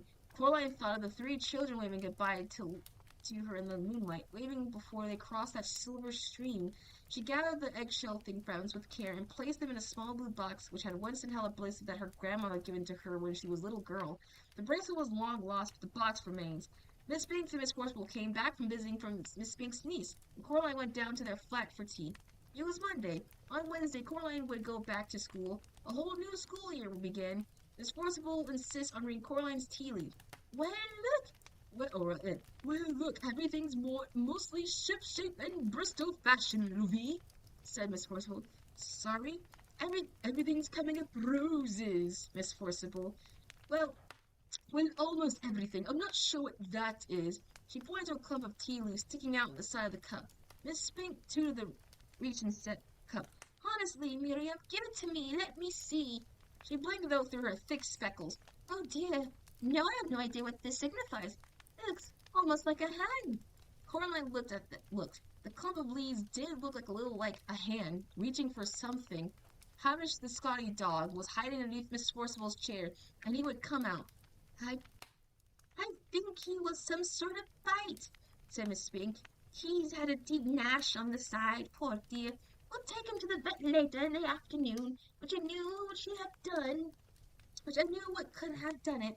Something Coraline knew would have been done. The final week of her holidays, the weather was magnificent, and the summer itself was trying to make up for the miserable weather. I accidentally do that. It was a visible weather. Where is it? Weather that has been given the some bright and glorious days before it ended. The crazy old man upstairs called down to Coraline whenever he saw her coming from Miss Spink and Miss Forcible's bed. Hey! Hi you! Caroline! He shouted over the railing. It's Coraline, she said. How are the mice? Something has frightened them, said the old man, scratching his mustache. I think maybe there's a weasel in the house. Something about it, but I heard the night. In my country, we would put down traps for maybe put down a little meat or hamburger, and when the creature come to feast, then BAM!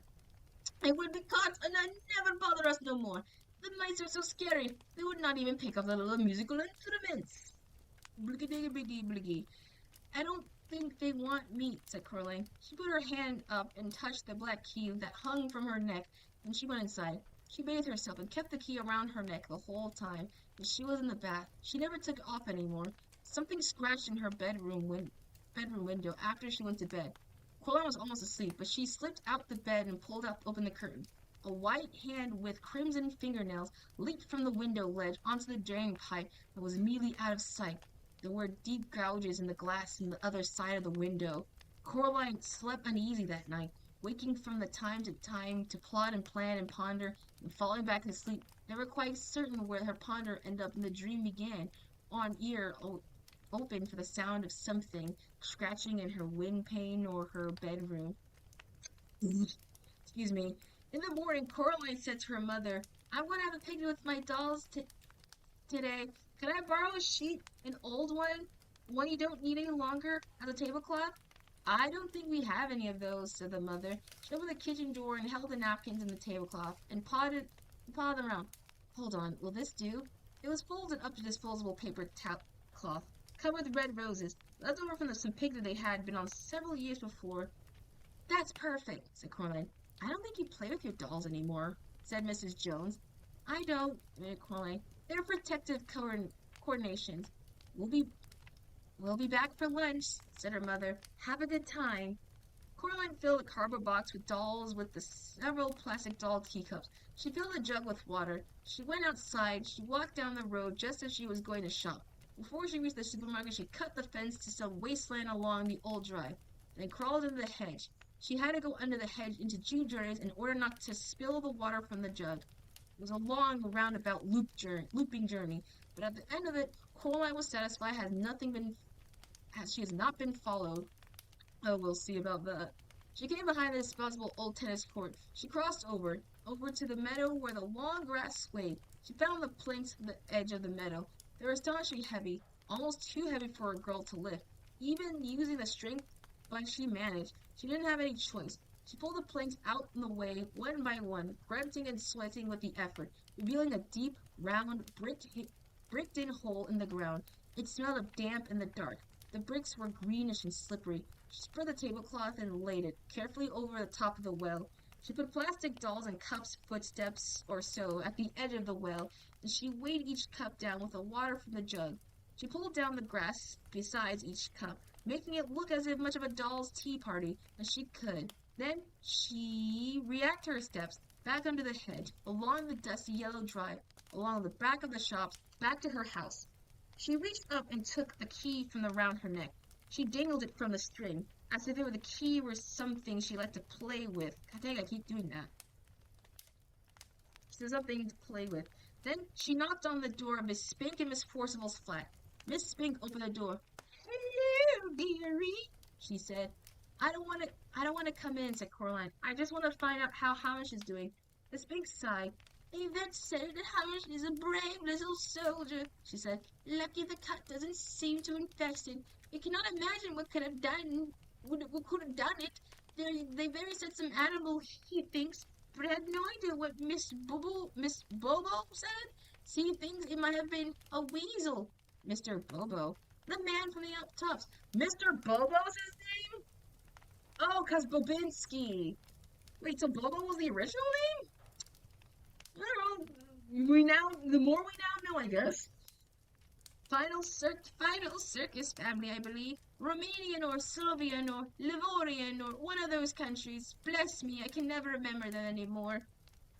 Well, his original name is Mr. Bobinski in the actual movie. So I was just very surprised they just went this long without actually naming the guy. And now it's just like, we're almost towards the end of the pages. We're gonna reveal his name is B freaking Bobo? You know what? Fine. You know what? It's like an anime character. Whatever. The man at the top, Mr. Bobo. Final circus family, I believe. Romanian or Soviet or Livorian or one of those countries, believe me. I can never remember them anymore. It never occurred to Coraline that the crazy old man upstairs actually has a name. Yeah, same, she realized. If she had known his name was Mr. Bobo, she would have said it every chance she got. How often do you get to name like Mr. Bobo aloud? "Oh," said Coraline to Miss Spink. "Mr. Bobo, right. Well," she said a little louder, "I'm going to go and play with my dolls now, over by the old tennis court, round the back." "That's nice, dear," said Miss Spink. Then she added confidentially, "Make sure you keep an eye out for the old well.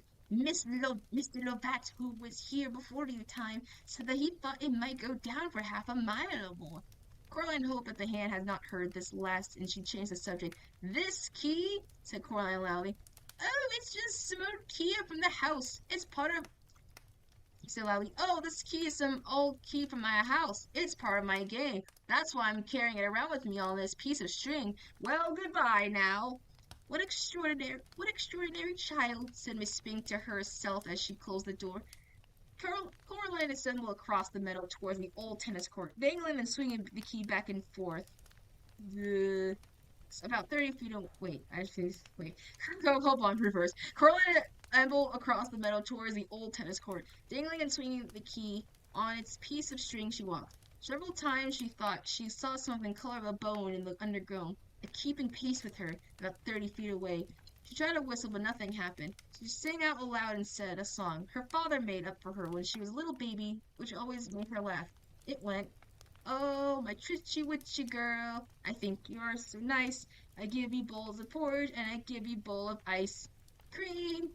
I give you lots of kisses, and I give you lots of hugs, but I never give you sandwiches with bugs." And oh shit, I got like a weird install. No, get away, I'm still reading. Back, I say. That's what she sang when she sauntered through the woods, and her voice had hardly trembled at all. The doll's tea party was where she had left it. She was revealed it was only not windy that day, for everything was still in its place. Even the filled plastic cup of water weighed down the paper tablecloth that was meant to. She breathed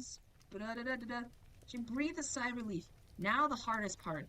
"Hello, dolls," said brightly. "It's tea time." She walked closer to the paper tablecloth. "I brought the lucky key," she told her dolls, "to make sure we have a good picnic." And then, carefully as she could, she leaned over and gently placed the key on the tablecloth. She was still holding onto the string.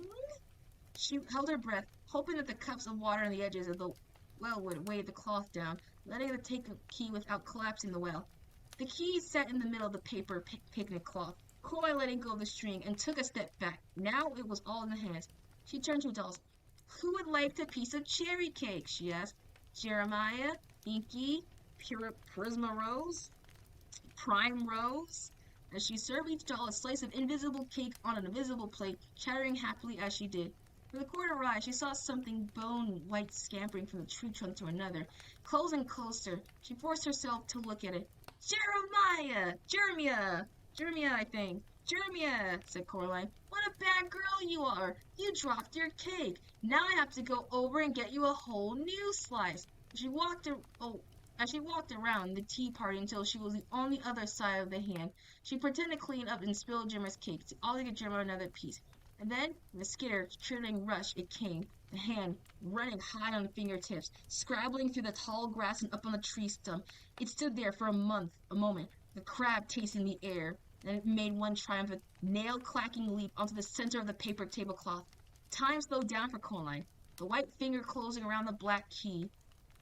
And then, the weight of the momentum of the hand sent plastic dolls' cups flying, and the tablecloth, the key, and the other mother's right hand went tumbling into the darkness of the well. Coraline counted slowly under her breath. She got up to 40 before her heard a muffled splashing coming from a long way below. Someone had once told her that if you look up in the sky from the bottom of the mine shaft, even the brightest daylight, you'll see a night sky and stars. Coraline wondered if they had to see stars from where it was. She hauled the heavy planks back up to well recovered as carefully as she could. She didn't want anything to fall in. She didn't want anything to ever get out. She put her dolls and the cups back in the cardboard box she had carried them out. Something caught her eye when she was doing it. She straightened up to find the black cat stalking towards her, its tail held high and curling at the tip of the question mark. It was the first time she'd seen the cat in several days, since they had returned together in the one other mother's place. The cat walked over to her and jumped onto the planks and the cover of the well. Then, slowly, it winked an eye at her. It sprang down the long grass in front of her and rolled over on its back, wiggling ecstatically. Coraline scratched and tickled the soft fur on its belly, and the cat purred contentiously. When it had held enough to roll onto the front moor, it walked towards the tennis court, like a patch of mist in May's sun. Coraline went back home. Mr. Bobo was waiting for her in the driveway. He clapped her hand on the shoulder. The mice tell me it's all good, he said. They say you are our savior, Caroline. It's Coraline, Mr. Bobo, said Coraline. Not Caroline, Coraline. Caroline. Coraline, said Mr. Bobo, repeating her name with himself with wondering respect. Very good, Coraline. The mice I must tell you, as soon as they were ready for the perform in public, you will come and watch them in the first audience of all. They will play troopity oopity and doodle, and then they will dance and throughout sand tricks. That's what they say. I'm still giving him that accent thing that counts. I would like that very much, said Coraline. Whenever they're ready. She knocked at Miss Spink and Miss Forceful door. Miss Spink let her in, and Coraline went into the parlor. She put her box of dolls down on the floor. Then she put, scrolling, her hand in the pocket and pulled out the stone with the hole. Here you go, she said. I don't need this anymore. I'm very grateful, and I think it may have saved my life, and it saved some other people's deaths. She gave them both tight hugs, although her arm barely stretched around Miss Spink, and Miss Forcible smelled like a raw garlic that had been cutting. Jesus! Then Coraline picked up her box of dolls and went out.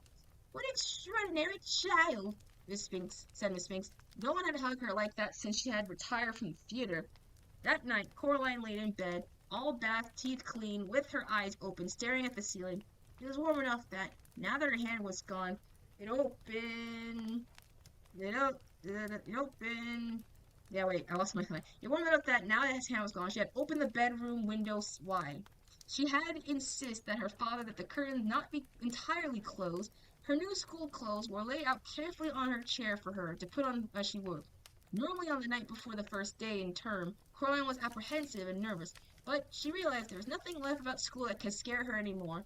She fantasizes she could hear the sweet music in the night air, the kind of music that can only be played in the tiniest silver trombone, trumpets and bassoons on piccolos and tubas, and so delicate and small that the keys can only be pressed to the tiny pink fingers of white mice. Coraline imagined that she was back again in her dream, with the two girls and the boy under the oak tree in the meadow, and she smiled. As the first stars came out, Coraline finally allowed herself to drift into sleep, while the gentle upstairs music of the mouse circus played out onto the warm evening, telling the world that the summer was almost over. And there's the picture. Ned, that was it! That was it, Dad! That was the story! We did it! We did it, guys! I did it. That was the story! That was the entirety of the story of Coraline, the book version of Neil Gaiman. I am tired. There's more obviously illustrations and things. Actually, let's go to the main screen. I changed the music. Let me change the music.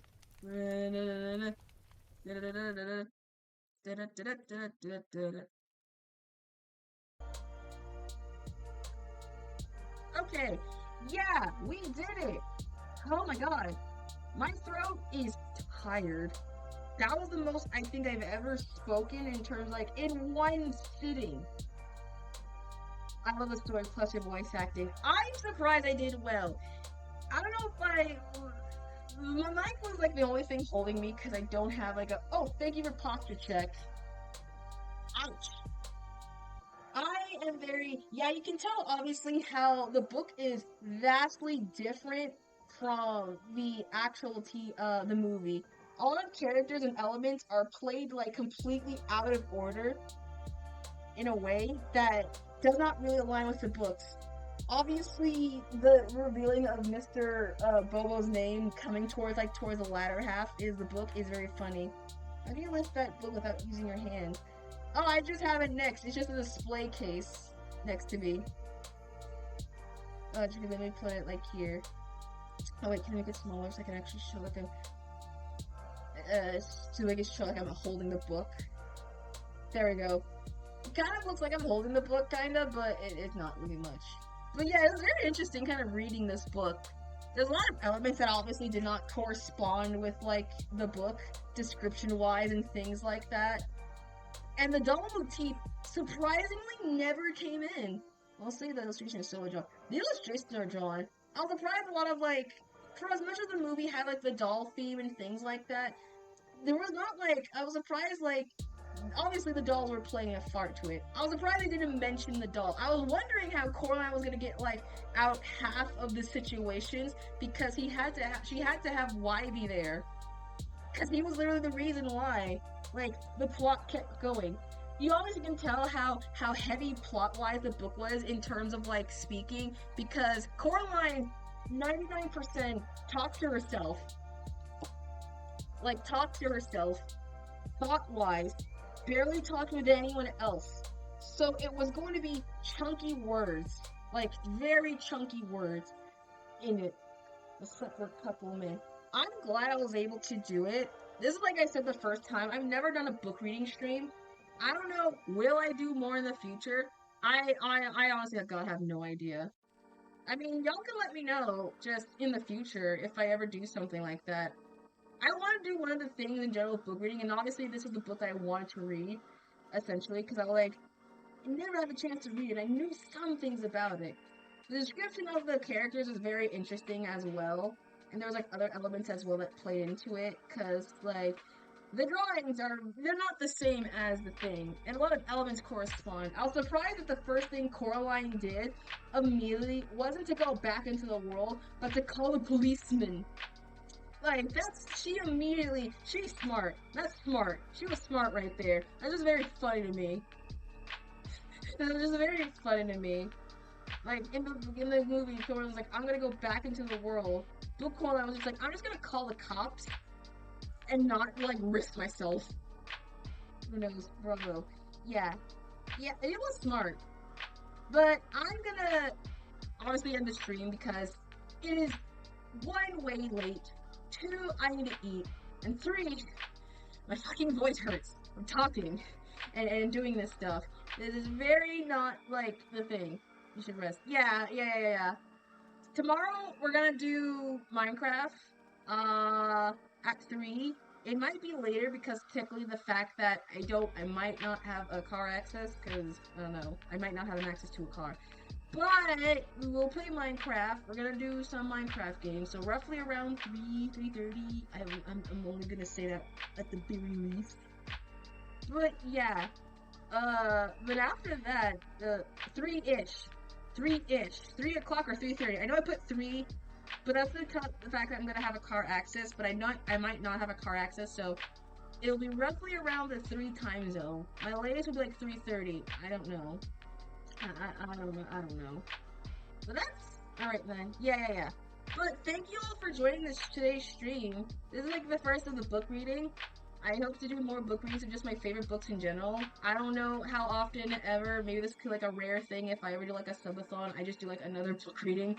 I gotta put this away. Now I gotta turn this. Yes, I went to the image. Now I gotta turn the book back into the library because I stole it, and they're kind of peeved about it. So we gotta go. I'm in deep trouble right now, Chief. I'm in deep trouble right now. Might be more rare than fit. Yeah, depending on what's rare, we'll do it. But thank y'all for joining today's stream. At the very least, thanks for hanging out. Thank you, Monterey, and I think earlier GB was also alive as well, for hanging out and watching me do a book reading stream. The first time.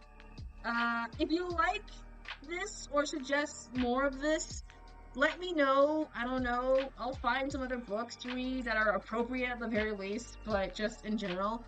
But if you want to follow my other socials and follow where I'm at, you can follow me on my other places. I'm on Instagram, Blue Sky, Twitter, TikTok as well, YouTube for both my videos and my VOD videos as well. And if you want to have a commission by me, you can check out the commission site, and I'll have commissions that are still open. But yeah, I'm tired. This is a very long stream. It's gonna be 10 o'clock, and I still have to do like one more assignment after this, and I gotta turn a library book that I practically stole from said library. So let's just head to the bye screen. Alright. Thank y'all, everyone, for watching. Thank y'all for joining. I was gonna raid, but I don't know. There's no one really to raid, and I'm too tired. I rarely raid in general, but I'm just gonna end stream.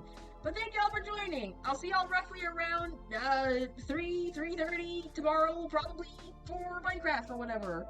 And yeah, thanks for rest well, eat well, sleep well, do everything.